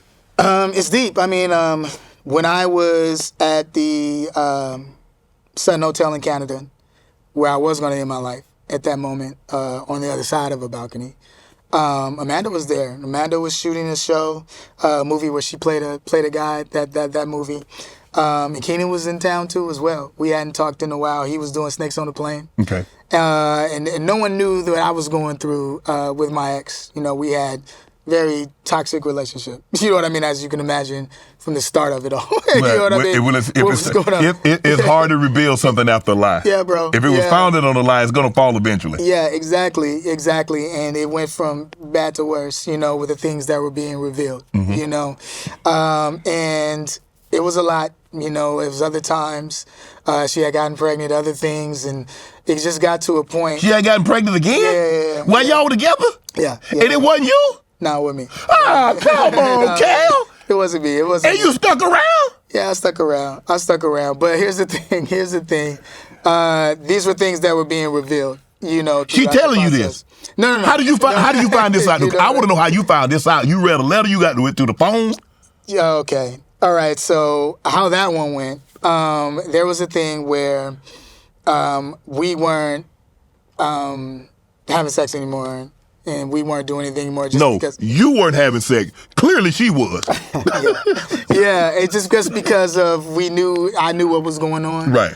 And I was like, yo, what is even happening? You're not coming home. You're not doing all these different things. And y'all mad she not coming home? Yeah. But then this was, back then. Yeah. We praying for her now. It's all good. Yeah. But this is what the process of what I was going through. Oh, right? Yeah. And so now as this is going on, there was a time, get some more soda. Now I need something stronger than soda, Kel. You telling me that right here. Go ahead, brother. I mean, you had one, you aborted that, but that wasn't yours. She told you didn't know you had one of your own, and Yeah, well, yeah. There was a situation where there was a guy, and I had a feeling, you know what I mean, that she was Did you know him? Talking to somebody. It was one of her friends that used to come over, right? And, I was working a lot, you know what I mean? So it was one of those situations. And so I was dropping off the kids, and, didn't go to work, and you know how I go. And so one day I decided where I was like, I'm going to take the car and just kind of like go searching where she might be, because she ain't come home. And so I got in the whip, went driving around, saw her whip, looked different, and I saw it, and I said at the hotel, I was like, yo, okay, this is a car at the hotel. I go to the lobby, you know what I mean, to go walk into the lobby. Turns out dude just come walking down the lobby about to go to the car, my car, and then she was driving, you know what I mean? And I'm like, oh, okay, what's up? Take me upstairs. Let's go to the elevator, let's go together. You know what I mean? And he's like, oh, okay, cool. You know what I mean? And we go up, we don't need to fight, let's go. Yeah. Because I already know what it is. Right. So we go up. Of course, she's surprised. Oh, within the room. And, we walk in. I walk in there, and I'm just like, hey, okay, so this is what's going on. Okay, cool. You know what I mean? All right, and this is what you're doing? Okay, so, and I walk out. Because I'm like, I'm not about to fight over someone that... she already made a decision. Yeah, you made your decision. We'd have been through it. Did she come out and let me explain? Yeah. What did that explain? Offer without explanation. It was explain. I'll go to the car.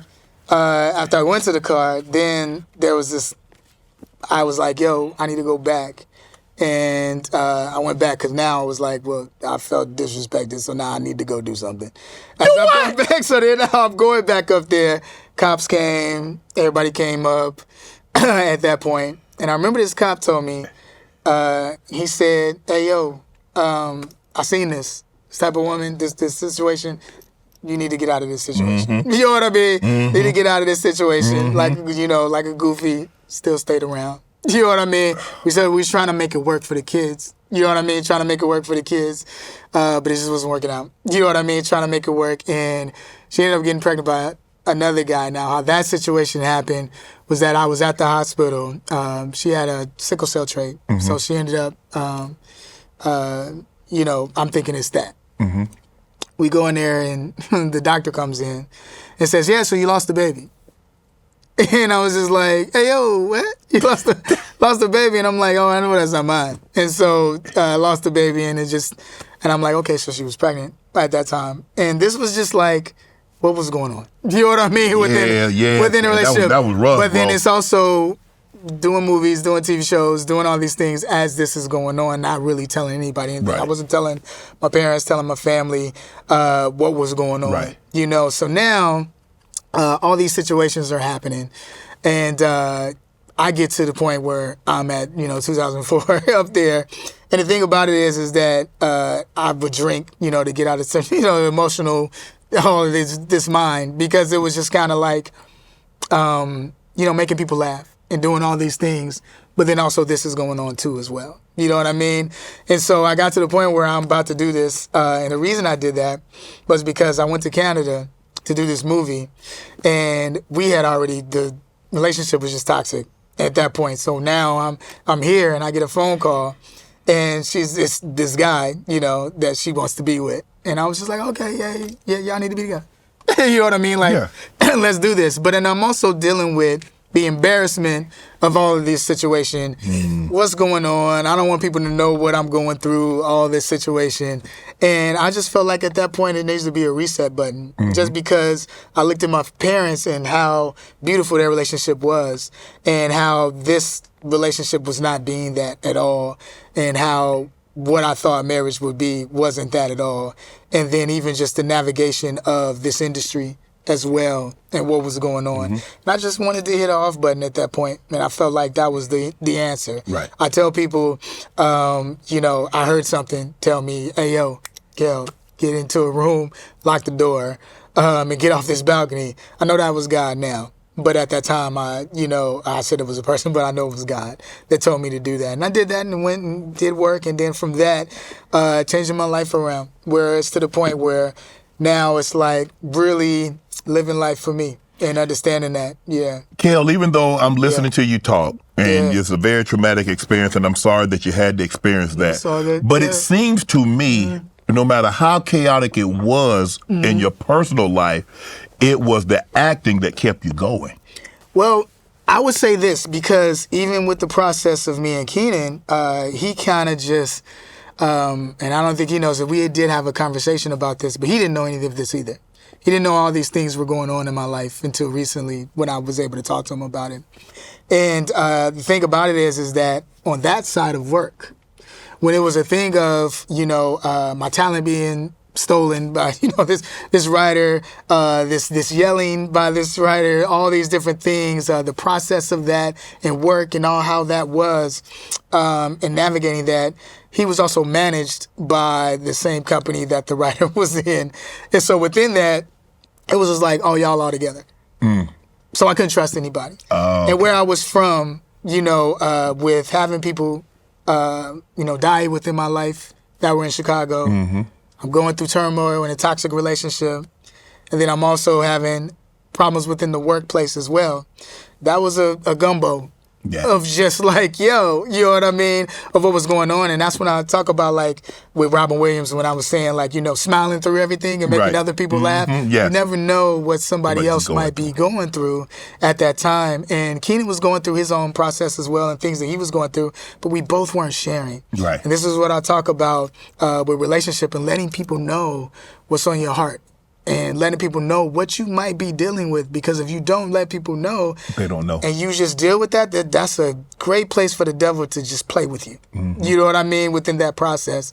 And I had to really understand that. You know what I mean? And so even with Amanda, I understood, what she was going through. Everybody has their own journey of what they're going through in life. Everybody's journey is different, and this is my journey and process of it. You were in a movie with Katt Williams called Ganked. Yeah. What was it like working with Katt? Katt Williams is amazing, bro. He's a good dude. I remember we saw a lot of comedians coming up. You know what I mean? Like I said, we were in '94. I've seen a lot of people come up. And so I remember Dave Chappelle in the Windbreaker at the Improv right outside. You know what I mean? And we would just always be able to go in. You know what I mean? And he took pictures with my sister and everything like that. And working with Katt, man, as well, was just an awesome process.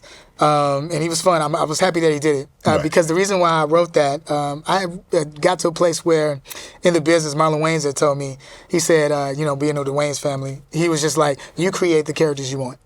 Because within an audition process, going through auditions and, you know what I mean, and doing shows, he was like, you don't wait on an audition, you create it. And so I started to do that and created a lot of different independent things, like on DVD. DVD was popping back then. And we did Ganked, and we had him be a part of that, which was awesome, and Katt was great. Yeah. How do you select roles now? How do I select roles now? Yeah. Really, I pray about it. You know what I mean? That's really what it is, I'm a writer, too, so I write characters that I want to play. And then also, too, if there's a role or audition that I have, I pray about it first to see if it's the right thing to go about. Right. Yeah. So, is there a role that you turned down that you wish you hadn't? There was roles that I was offered that I didn't take, around the time. Like, even back then, there was, roles that I didn't take because, my ex didn't want me to take it. You know what I'm saying? And things like that. But yeah, man, it's like, roles that I do that right now that, it's really for me, I always go, there was a point when I was like super, when I started being Christian, where I was just like, when I was like, okay, I'm gonna live my life. It was certain roles I didn't want to take. But then it's all about, for me, with certain roles of what's the journey of the character. Right.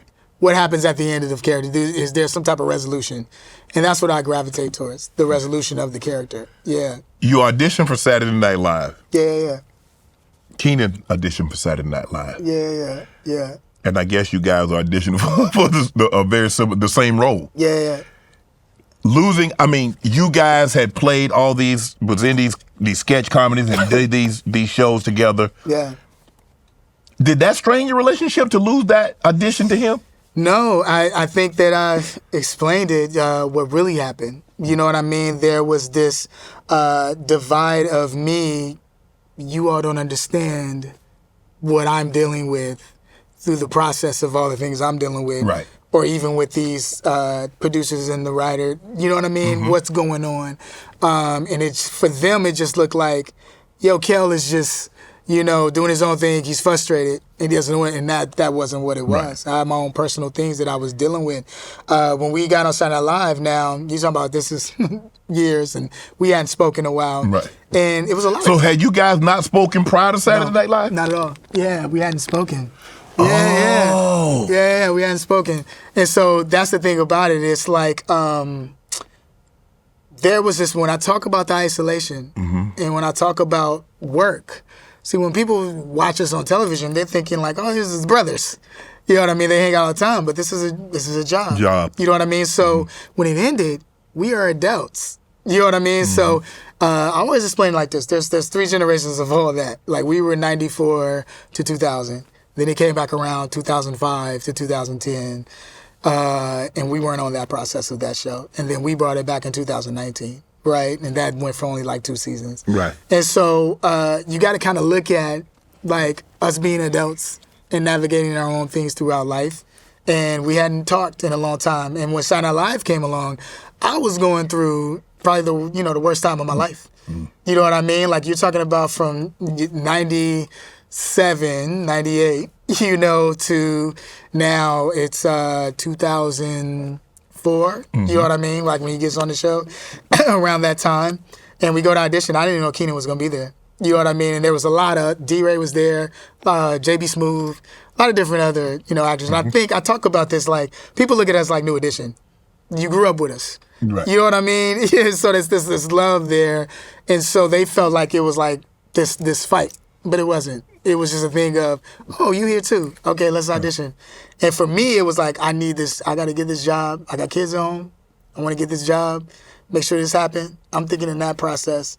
And I remember when I got on stage, I did original characters. I had already been doing my DVD stuff, so I remember I auditioned with Michael Jackson if he was allergic to trees.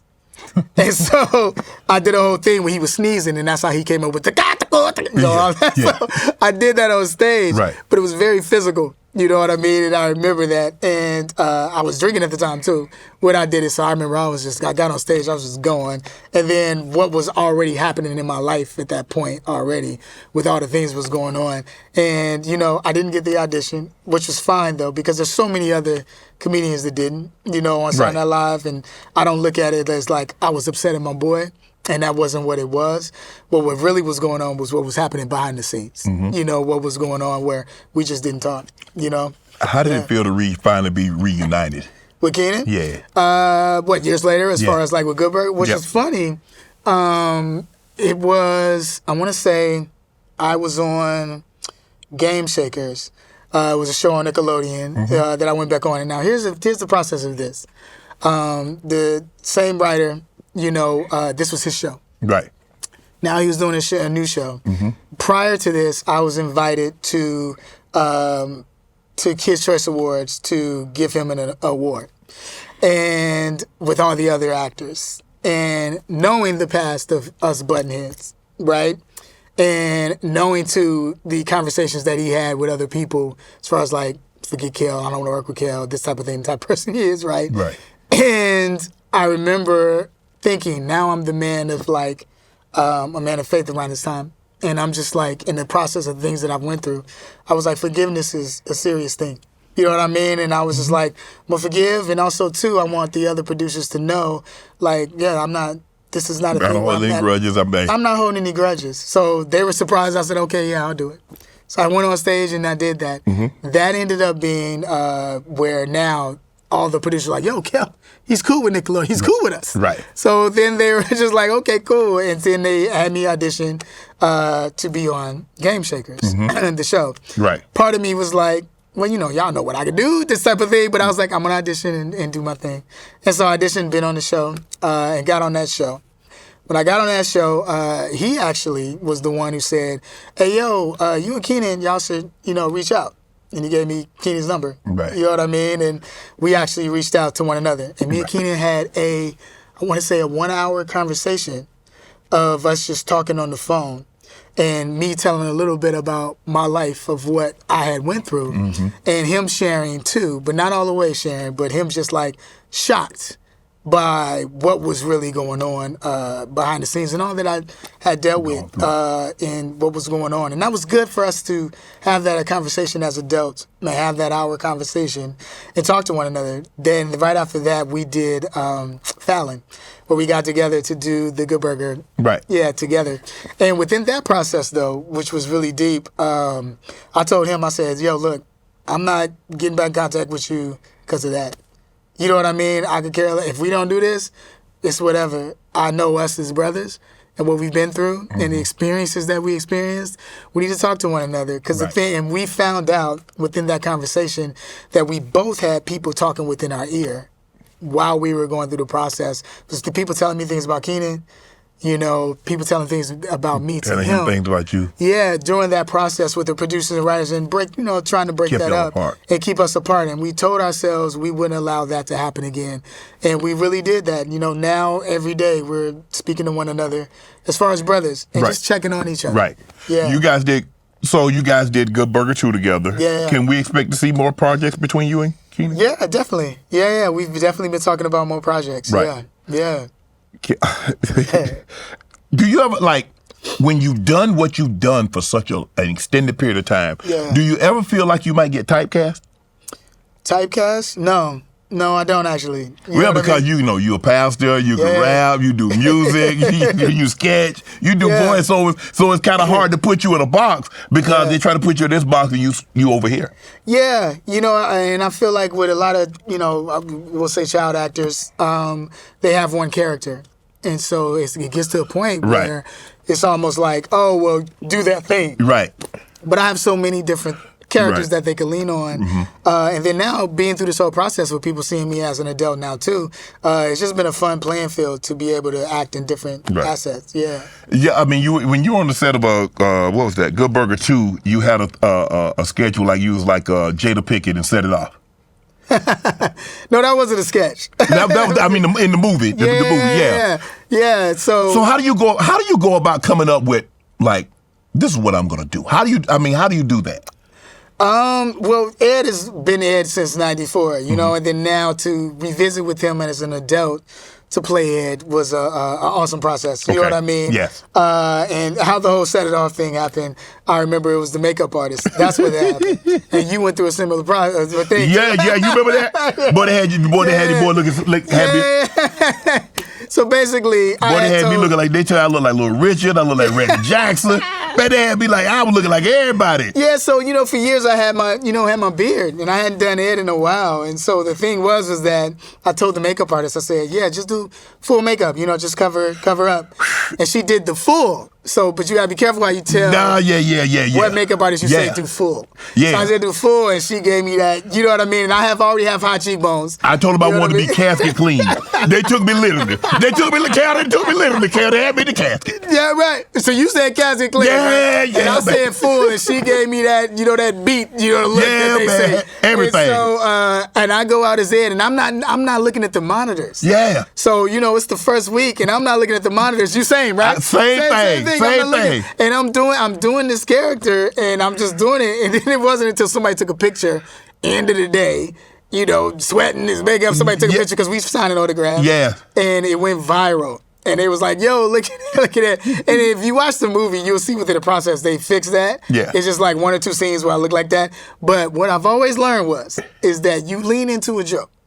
Because if you start trying to argue with it, So I was like, okay, I got the braids. It looks like Set It Off, and we said that, and we just leaned into the joke and making the people laugh, and it's all promotion. It was marketing the movie. Man, they had plates and everything. I came out of ESPN. They had plates. They had chicken. They had. I said, oh man, but they got me good, Kel. They had me on that one. Yeah. But what happened is that the makeup artist, ESPN, they have rotational. Yeah. So it's kind of hard to figure it out because you get one day, you get one the next day, you get one next week. So you might get 15, and so it's not a consistent person that's working on you each particular time. Yeah, exactly. And then the lighting, you might be in the box, which is like just you and the camera, or you might be on stage where it's well lit. Word. So when I say, hey, make your boy casket clean. Yeah, man. They had your boy there like, they did that. You feel me? They did I said, I didn't mean literally, ma'am. I didn't mean literally. But it was all well, she apologized. But like you said, I understand now that you got to make light of a situation. Because if they don't, man, because the internet unforgiving. It's up there now. It's up there forever. Grandkids gonna see that. Then what your papa look like. Yeah, they'll get you. Yeah. So so when did you turn your life over to God? Man, so within this process, I grew up in the church. Yes. Right? And so, but there's a difference between knowing God and having a relationship with God. Okay? And so definitely grew up in the church. My grandfather was a pastor as well, right? But as I went through the process of just within life, that we touched on a little bit within this conversation, and I went on. When I was very young, there was an evangelist that spoke over me and was like, this one can see. You know what I mean? And she said that. And I had to understand where I know that there's a God. And the reason I know is because when I was at the process of the suicide, that moment, when that happened, and I said, I'm going to change my life around, what I did was I found a church in Canada. Right? I found a church in Canada, and that's why, shout out to Canada. I have the love for Canada there because of that transition.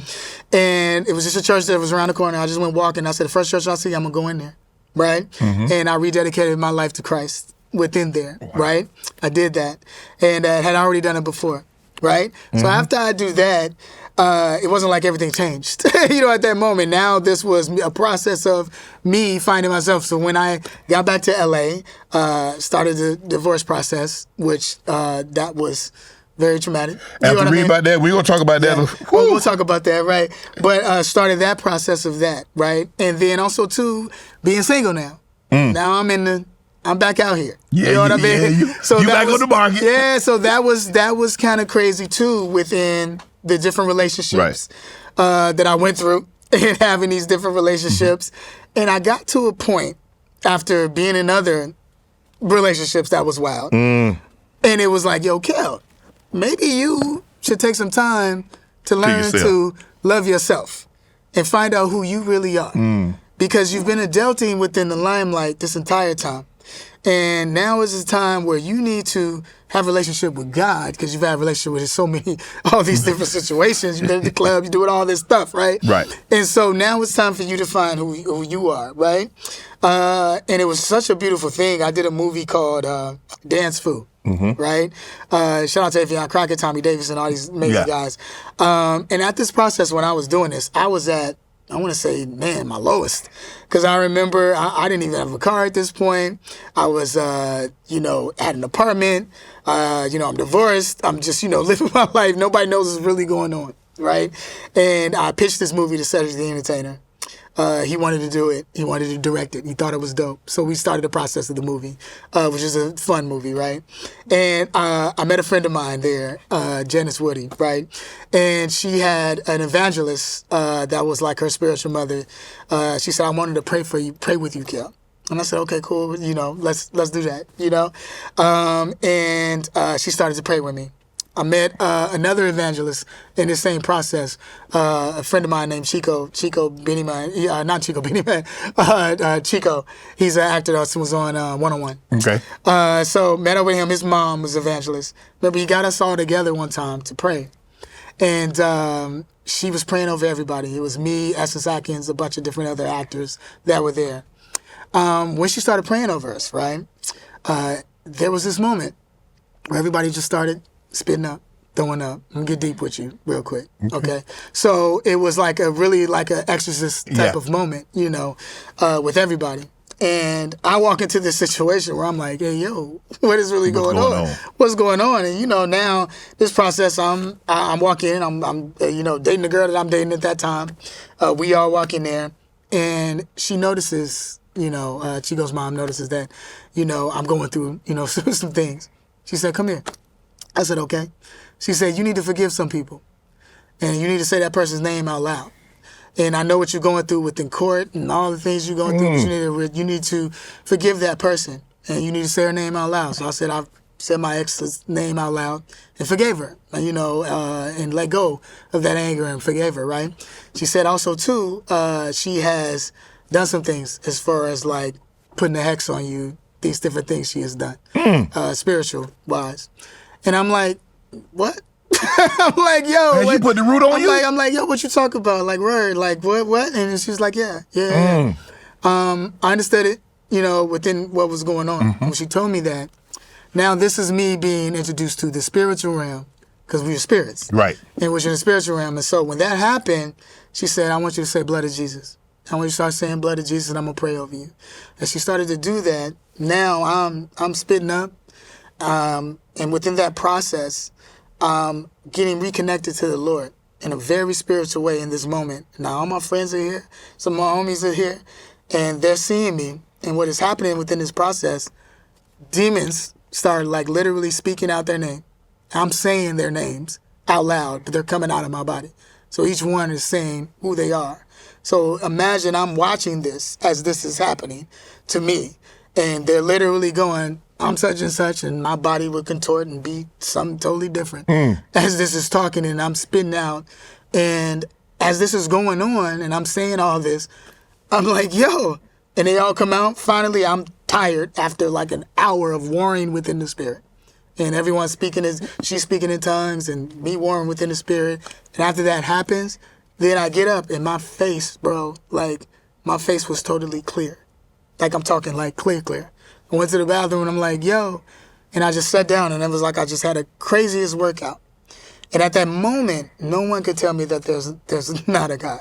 Wow. Because I understood that this is spiritual warfare that we're dealing with. Then I also understood that throughout every process between work and also with relationships and toxic relationships and everything, that there's a real enemy that is warring for us.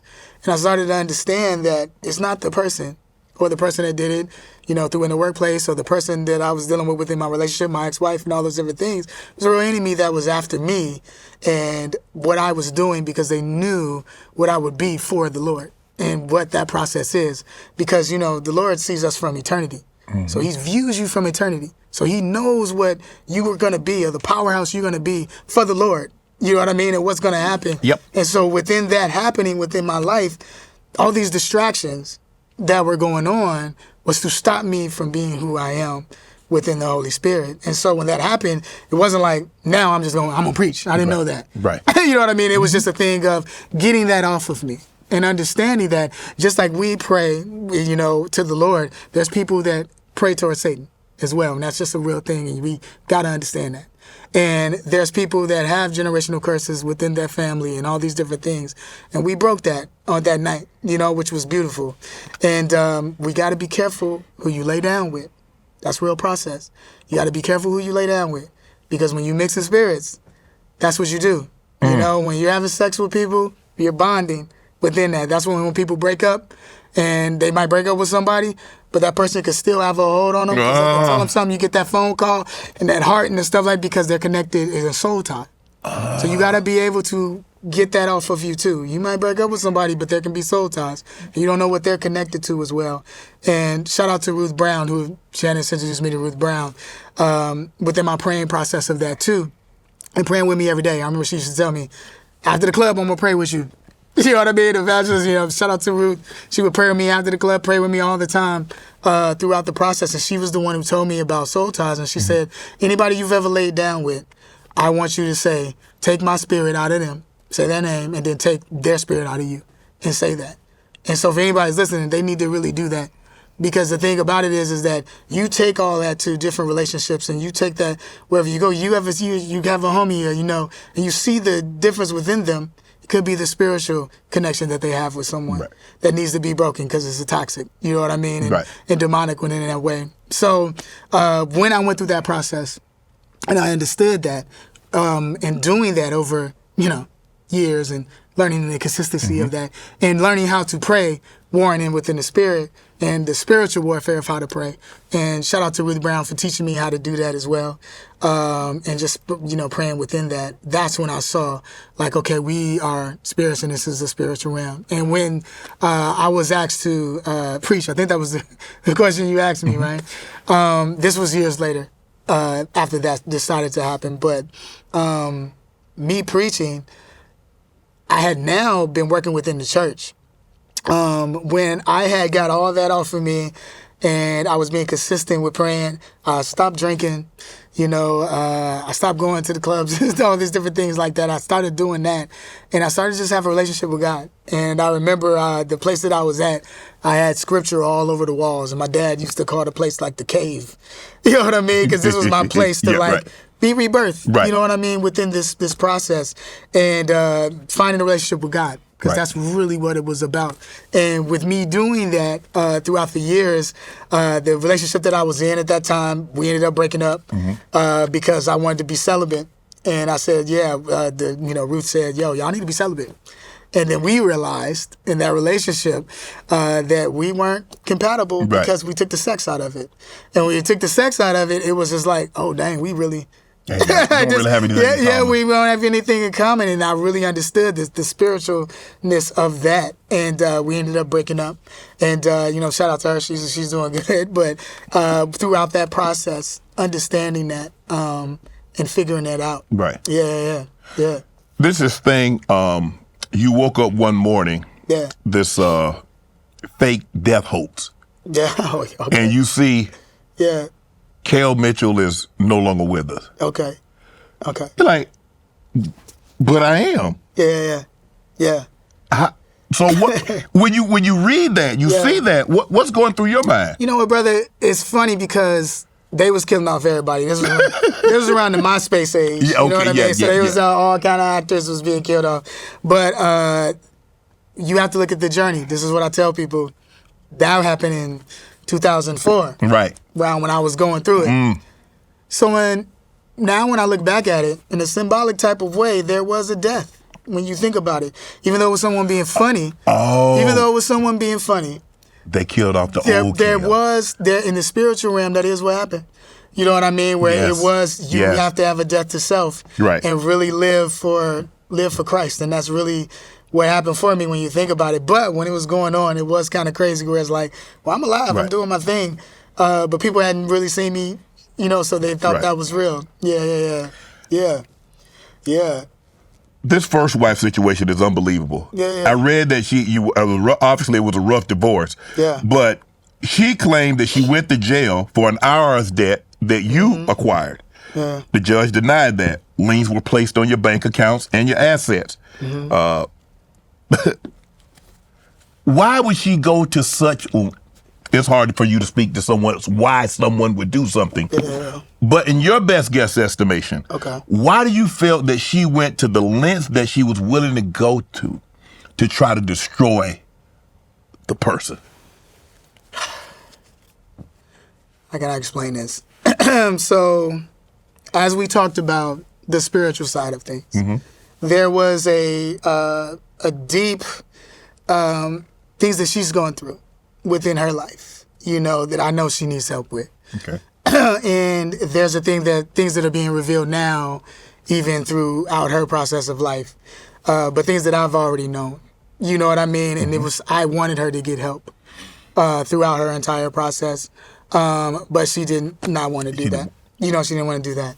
And so when the divorce happened, you think like, co-parenting, people do it. Relationships, people do this. It works when there is a person where both people are taking the emotions out of it, and that's what it is. In this situation, that's what it wasn't what it was. It was a thing of, she said, hey, I'm going to make your life a living hell. I don't want you need to stay. That was the thing. And after, even through the process of everything that we had gone through. And she still wanted you to stay? Yeah, because the thing of it is that the guy she was seeing at the time, she didn't want to be with him at that time, but she was pregnant by him, and I'm like, this is who you need to be with. Let's make that clear. And he wanted to be with her, and their family knew that they were together too, which was another thing from a loyal side of things, where it's like, yo. And so, but in that process, they wanted me to all stay. You know what I mean? They wanted me to stay within that, and I'm just like, no, let's just co-parent. We could do that. Right. She took me through it as far as like, okay, no, that's not what I want to do. Within that process, she went so far as to change the kids' names. She alienated me from my children. And so the thing of it is that I talk to fathers a lot about this process because, we have baby fathers and that don't want to be there, but I definitely wanted to be in my children's life, right? My two oldest children, Lyric and Allure, right? And the thing about it within that process, where when that was taken away to a thing where I'm going to court, right? And I'm fighting to see my children, meaning that let's finish this divorce. She didn't want the divorce to end. So in her mind, it's just like, oh, well, no, I'm going to make this go on as long as possible. Right. And also, I'm going to make you continue to pay this and that. And, now, jobs ain't what it is. But I'm hustling my butt off to try to pay, and I'm paying and doing all those different things. But I'm going to court and she's not showing up. And she's changing the kids' names. And I'm trying to go find out where they're at. You know what I mean? And I can't go. I'm trying to go to the house and like, yo, what's going on? And she called the cops because I want to see the kids and he tried to break in. Her dude's going along with it. And I'm just like, okay, so I'm not going to do that no more. Let's do this the legal way. Right. And now you go into court and the house was already in foreclosure already. It was already upside down. because I was allowing her, another thing I was doing, was allowing her to deal with all the money. So I would just use, do the creative side of things, and I would work, here's the money. Everything started being revealed to me after the divorce, where it's like, oh, money here, there, where the money was going, why we were ended up being where there was no money anymore, my name being signed on different things, my name forged on different things. Everything was being revealed to a point where it was very shocking. And now I'm trying to rebuild my career as well while this is going on. Right. The house process was that now the house needed to be sold. The house was in my name, always still in my name. Her credit debt was crazy already. She had a past that I didn't know about that was a criminal past already and that I didn't know about. So it was just like all these things were being revealed. And I'm not doing this because I didn't know you was going to ask that question. So I'm not doing this to bash her because I feel like we need to pray for her. You know what I mean? Yeah. And I still continue to pray for her. And I have 2 beautiful children that came out of the she brought process. the kids into it. Yeah. You know what I mean? TikTok. I mean, they were talking about you didn't pay and they were homeless and you were dead. I mean, when your kids, obviously an adult doing that. Yeah. But when the kids, your flesh and blood, and you doing all you can. Yeah. That had to hurt, Kel. Well, you're talking about years of a process, and yes, it definitely did hurt. You know what I mean? And now you understand the hurt I was going through, why I was just like, man, I don't want to live, the drinking, all those different things. And my process to find myself within the Lord. And then going into court, it's nothing like, and I call it faithful fathers. Because there's nothing like to be there and then not show up. All these attorney fees that I had to pay. She's not there. She changed the kid's name to the father's name. The baby that was born through all that process. She tried to put that baby's name, my name on that baby's name. So she take your biological kid's name away, but we'll take the kid that's not yours. Well, these things happen in different orders. That happened first, and then this happened. And throughout that process of me going to court, what ended up happening was the truth ended up being revealed anyway. Through all of this, it was the consistency of love. And the consistency of me is showing up for my kids and letting them know I'm going to fight for them. And I continuously fought for them within court. Continuously fighting. Even though she would end up going to jail, all these different things, even in that process. What she did was she ended up forging the name of the judge. Forging the name. She did some house things that were really, really wrong. She did real estate fraud to try to keep the house. All these different things. And so now social media is out. And the thing is that for years I was dealing with this. For years. In and out of court. And all the shenanigans that were going on. And fighting to see my kids. And all these different things. And getting breakthroughs through it all. Then I get on television. I get on Dance with the Stars. And all these different things. And she's like, I'm going to go to the media. I'm going to the media. And that's what literally happened. Whereas that now I'm going to spread lies and all these different things and spread all these different lies. And one thing that I did know is that you don't argue crazy. And the thing also, too, is that when you're going against a monster, so I'm not calling her a monster, but someone that's doing monster type of tactics, you got to make sure you don't become a monster throughout the process. Yeah. You know what I'm saying? So I was like, and I also want to be the father to my children and not embarrass them. Right. And the thing is that I have so much information that I could be like, oh yeah, let me turn on the camera and say these different things about you and what the process of what you're going to. But that's not what you should do. Right. The thing is that I want to love my children and let them know the consistency of their father's love and that I'm fighting for them. And throughout the whole entire process. And I even did the video to let them know that I was fighting for them years ago that had already been up. And so when all this drama started and all those things started, people started digging. And the thing about it is that people find the truth. You know what I mean? And they saw the court process. And the thing about it is that people started to see like, well, all these allegations, Kel hasn't been in jail. He hasn't never been in jail with IRS fraud. He hasn't been in jail with child support. The thing about it is that I overpaid her. You know what I mean? I was paying out of my own pocket and also paying child support and being garnished at the same time. All these different things. But I never wanted to embarrass her.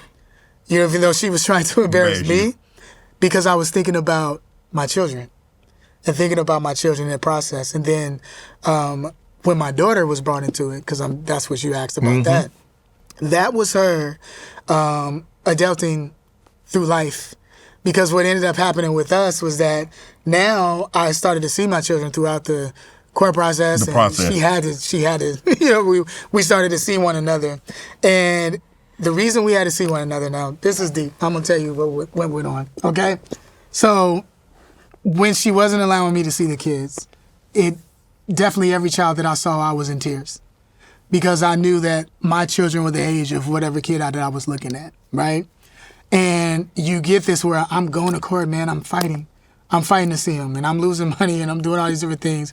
In the relationships I was in, I had women that were like, well, you know, you ain't paying attention to me. You going to this court, and you fighting with this woman all the time in the court. And those relationships didn't work out. And that was throughout the process where I told you need to focus on you, just focus on you, Kel, right? And so I'm going through this process, and I remember I started going to church, right? I found my church, Spirit-Filled Christian Center. And when I found this church, a friend of mine was like, you're going to need to come to this church. I needed God in a major way. I went to this church, and when I went there, after the demonics, all those things happened that I told you before, and I'm going to this church, I'm praying, and shout out to Derek Luke and Sophia Luke. Derek Luke's an amazing actor, his wife. They are members of the church. Sophia told me, because she knew my story, she said, I want you to take pictures of your ex-wife. And I want you to put them on, take all the pictures and just start to pray within the Spirit. Now, a lot of times when you pray within the Holy Spirit and you pray in tongue with the Holy Spirit, a lot of times within our frustration, we don't know what to pray for. But when you pray in the Holy Spirit, what happens is that the enemy can't hear that. That's a tongue that you have between you and heaven. So as I pray within that, you are praying for things that are having breakthroughs within heaven, because we're all spirits that are fighting for us. Heaven, angels are fighting for us on our behalf. And so when you're praying, things are going on. So you have to make sure you're being consistent with that.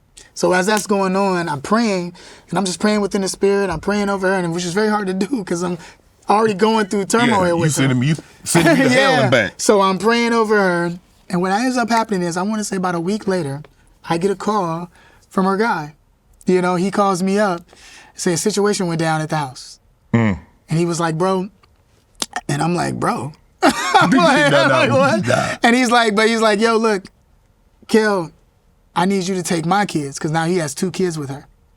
He said, is it possible that you can be able to take the kids, because what's about to go down is crazy. I can't tell you what's going down, but they're taking the kids for us. DCFS came to the house. Now, mind you, I don't know what's going on. I've been trying to fight to see what was going on within this house. Now it's being revealed. And so as I'm fighting, I'm just like, oh, what is happening now that what I'm hearing? He's like, the court date is this day. I need you to talk to a detective, and they're going to tell you what happened, what went on. Now, mind you, years I'm praying for my kids, want to have a relationship with my children, right? And this happens at this moment. Remember now, I did a video called Faithful Fathers, right? This video, I put it up on YouTube because it was Father's Day. Every Father's Day was very hard for me because of the fact that I was alienated by my children. by my ex-wife. And every Father's Day was very hard for me. But on that particular Father's Day, I decided to do a Father's Day for the men that has been going through what I was going through.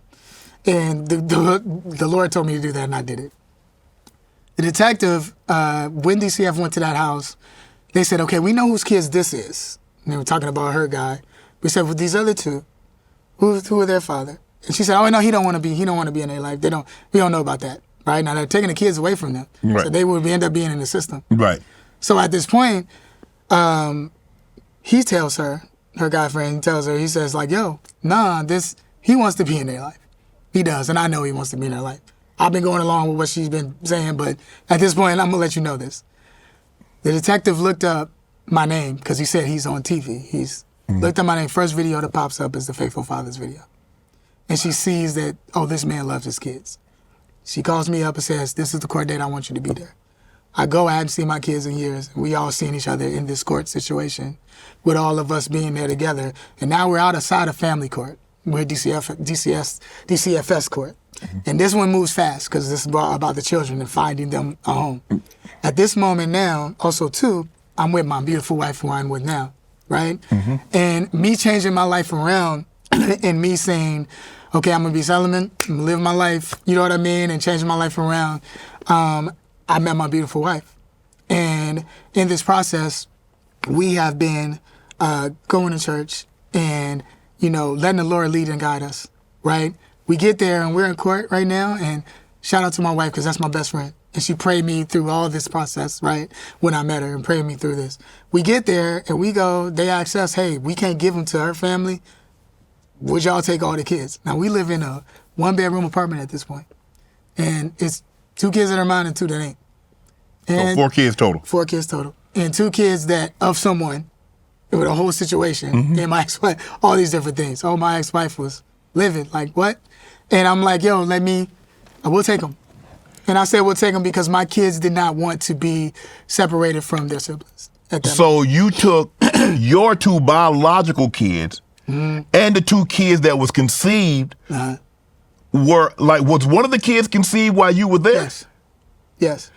Yeah. So now it's turmoil because now the entire family is tripping. They're like, oh, no, you can't take the kid. You don't, they're not going to allow that to happen. His side of, her guy, his side of the family, like, yes.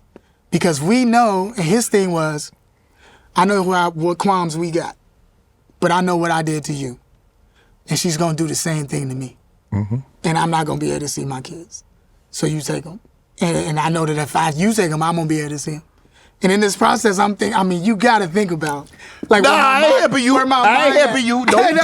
No. I'm just telling you where my mind was in that process, bro. Like where I was. You're in a different place, though. I'm in a different, and that's the thing. I'm in a different place. Yeah. I've been working on my spirit, working on forgiveness and working on all these different things. And so within this process, what ended up happening is that her parents fought. They were like, no, that can't, because she just didn't live it. And I would know everything of what has been going on with everything.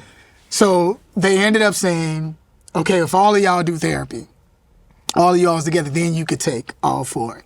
Within that process, they ended up letting the grandparents take them because all the kids had been, through this entire process, taught what to say throughout this, so they would get in court and be taught what to say. Now, this is a real thing that a lot of men go through, and I want to shed light on this because it's a really deep thing that they go through where that you have a parent that is telling the kid what to say and coaching them within court. And the kid doesn't know that that's what they're going to do. It's like, you say this, you say this. Their guy friend was like, they've been coached this entire time. So all the times where you couldn't see them and they saying they don't want to see their daddy and all these different things was going on, she was coaching them, throughout this process. And that was a hard thing, as far as alienating and coaching and understand. And now I'm here where they're back in my life and I'm like, I don't want to let them go within his, what I mean? And now I'm here now. So do you have all 4 now? You just have your 2? No, now the parents have the other 2. Okay. And we're starting the process of now visitation. Okay. Right? And this was court order visitation. Okay. I didn't have to be court order visitation because I had not been through anything as far as criminal or anything in this process. But because the kids were coached, they were like, well, we don't feel comfortable. And they were like, well, now let's have this be a situation where you get to know your dad. So now I'm like, okay, I'll do whatever you guys want. They're back in my life. And I went through this process of having to sit down with my kids just like once an hour with court order that I wasn't supposed to even have, but now I'm just going along with it. So I'm just like, okay, I'll go along with it. I'll go along with this process. But then there was an opportunity, because I talked to my pastor, shout out to Pastor Ziegler. He was like, you show up and be you. And just let the kids know and be unapologetically you and show them that love. And I'm thinking that when I do this, you think as a father, it's going to be this, hey, hurrah, hurrah. No. It was, we don't know. We don't know. Yeah, you know what I mean? We don't know you like that. We don't want to be, you know what I'm saying? Yeah. And it was a real thing where it was like, okay, well, let me show you this love. Let me tell you what I went through. Let me tell you how I've been fighting for you all these years, fighting in and out of court, how we were in all these different things. And they started to understand, but at the same time, they're still within the process of what has already been happening and the things that they have already seen that was toxic within the relationship of being with the relationship that her mom had. Right. and what was going on. And so this was years of, us getting to know each other and get to know each other. And it became a process where she stopped bringing him to therapy sessions. After we went from that, then she stopped bringing him to therapy sessions because it was too much, where that she didn't want them to reveal everything that was going on personally. Then it became a thing where I started paying, and I was like, they're not coming up to visitation. They're not showing up. And I'm telling everybody that they're not showing up. We had to go back to court. Right now we're back in court because she's not bringing the kids. And then she went to jail because of a criminal case that she had. And when she went to jail, I was only speaking to the grandparents. And then now the kids were, it was like one of the best times. You know what I mean? Because it was a process of like, now we can talk to each other. Right. And they couldn't get coached. And they couldn't get coached. And we could talk to each other every time. And it was a really beautiful situation. Her guy friend ended up going to jail as well. And he's still there now. He ended up going to jail. She gets out after we're going through all this process. But now we have this relationship with my children where they're starting to get to understand their dad. They're starting to know their dad. And I even did another follow-up video. I told people like, yo, this is what was going on, and not telling every aspect like I am now, but that I'm in my kid's life and this is what's happening. And then that's when she got angry. She was very upset, about the relationship that me and my kids were having. And then that's when she started to spew like all these different things. You know what I mean? Yes. All these different things. And, we would be sitting here for a while if I told you every process of my children getting to know their dad. But you got to imagine, it's a thing where I remember my daughter had told me, she said, I was taught to know that when people are nice to you, that they want something from you. You know what I mean? And so you being so nice within this process, couldn't trust that. And what they were going through personally, where they were, was toxic, and the things that they were going through. And she had to relearn everything, And recently, because, we have a great relationship, me and my oldest daughter and my son as well. And we actually talked about this recently because, when she went on a video as well, too, we've been talking as well about just letting people know that we have a great relationship now. And the thing about it is because she was going through her own process of life and telling me what was going on. And the thing about it is that now we were seeing each other consistently. Right? And it became a thing where she was going through something personally within her own life with a relationship that went sour that she was having. And she was adult, as well. And she's adulting. And then everything that her mom had told her, and things she's starting to discover through her mom, and the things that I have told her. And she actually just wanted to trauma dump at that moment. And she had already been doing that online. This one just happened to go viral.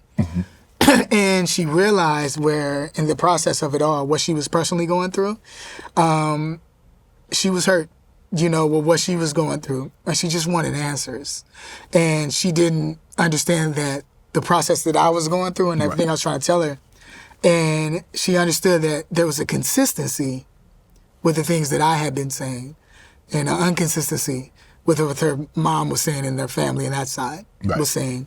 And she reached out to me and wanted to apologize for the vid.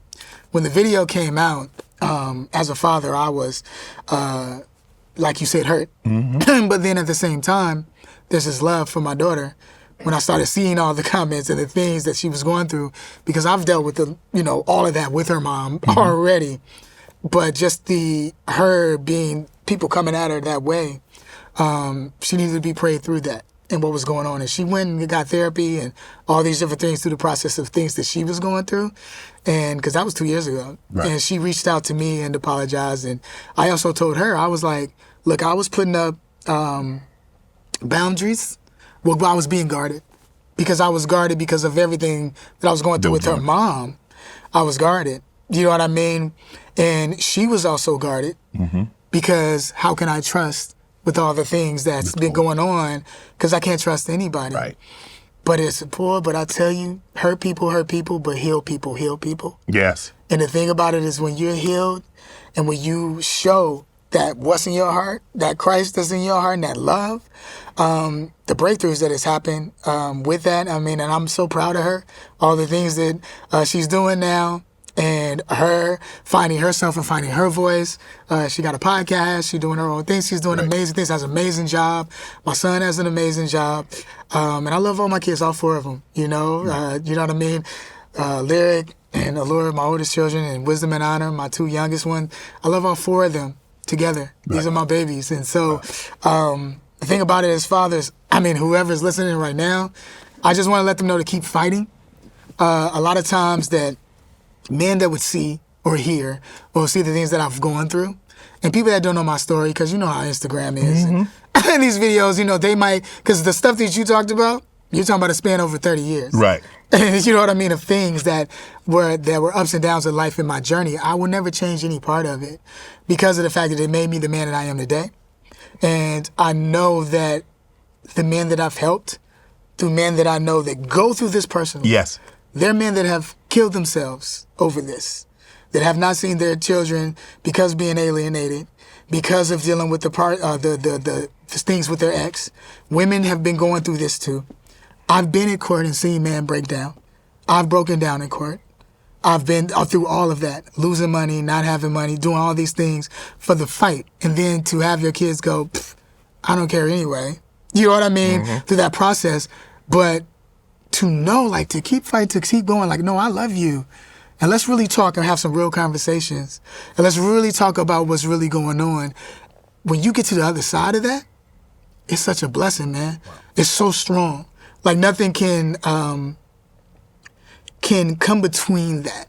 Because now the relationship that I have with my 2 oldest children is so beautiful. Because now they're starting to understand. And it's deep when they go, man, Dad, the stories you used to tell me when you were going through this process, and now me being an adult at the age that you are, when I'm at the age that when you had us going through it, that they see. And they're like, I couldn't even imagine me dealing with all those things, just with the stuff that I've been dealing with, to you still be and say, and even with Mom doing the things that she did, for you to say, nah, I'm not going to respond with anger in the same way. Because I knew that their mom was also going through a lot through her own family and the hurt that she had been through. And she needs a healing throughout what she needs to do. So praying her through and still praying for her as well. And even through the process. And when people that really saw this and see my journey and understand, it was beautiful to see the comments of people saying, Kel, keep praying. Right. I'm going to get you out of here on this one. You went through... you have some back issues, had some numbness, and you're down your leg, you couldn't swallow. How's your health currently? My health is great, man. My health is great. I think, you work out. Yeah, you know what I mean? You work out. That was just a situation where my workout journey has been a journey. You know what I mean? And so I'm very big on lifestyle. Me and my wife are big on taking care of our bodies. And when that happened, it was a pinched vertebrae. And I had stroke-like symptoms. Even later, I found out that they were like, yeah, this could have been a stroke, just the way that you were. But when you think about some of the things that I was going through, stress-wise and work and all those different things like that, it was like, yo, Kel, you need to take care of your body even more. So now how I drink, how I eat, you know what I mean?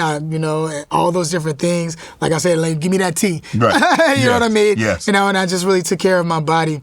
Me and my wife are really big on that. Me and Asia are big on, like, taking care of ourselves and our kids, knowing that health is wealth and being healthy and being able to do that. So it's been awesome, man. Yeah. Thanks, Kel, so much for sharing your personal story, the ups and downs, the ins, the outs. Congratulations on everything you accomplished and much more to come in your life. Thank you, Tye Tribbett, to close it out for us, singing this song, Anyhow. I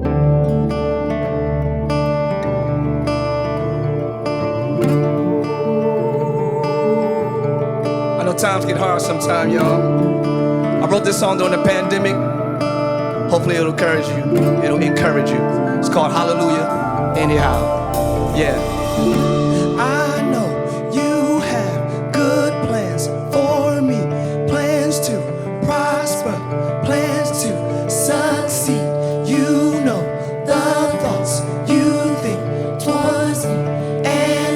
so grateful you love me. I know that when you look at me, you see your child, you see my need. I know that you will never leave. I trust you, Father, I believe. Hey! Your promises are yes and amen, and I believe you will do what you say. So my trust in you will not waver. My victory is guaranteed 'cause you remain the same. No matter what comes my way, hallelujah anyhow. Yeah. Until my night turns to day. Woo. Hallelujah anyhow. Yeah. Hallelujah, hallelujah. No matter what you face in life, y'all, keep your posture the same. Hallelujah anyhow. Even though we're fighting in this deadly war, Satan tries to conquer our soul through pain, through stress, through fear, through the battle rages on and on. But we know that all things work together. And Jehovah, you made all things better. One more time, and we know that all things work together. Hey, and Jehovah, yeah, all things better. Your promises, yes, are yes and amen. I believe you gon' do just what you say. I trust in you will not waver. The victory is guaranteed 'cause you remain the same. Let's go. Hey. Yeah. Until my night turns to day. What you gonna say? Let's go. Let's go. Let's go. No matter what comes my way. Woo. Hallelujah anyhow. Yeah. Yeah. Until my night turns to day. Hallelujah anyhow. Yeah. Hit keeps coming after hit.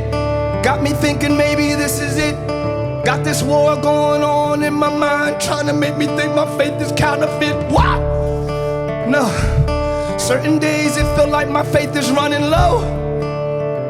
But it's a mustard seed, so I must believe in what I sow. Sow in tears what you water will grow. Never fear, it's all under control. The storm is here, but I'm asleep on the boat. Yeah! Everything I went through, I knew I would be blessed. You tryna pull me down, but I see the mark, so I press. Press.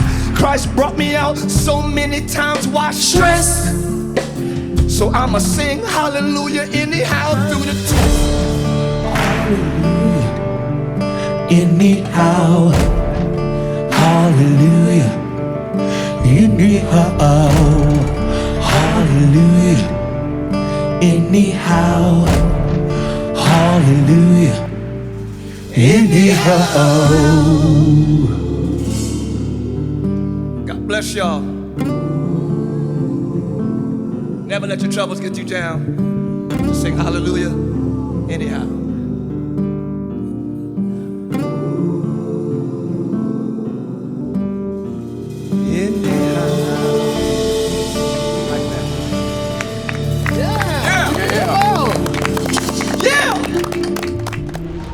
All my life, been grinding all my life.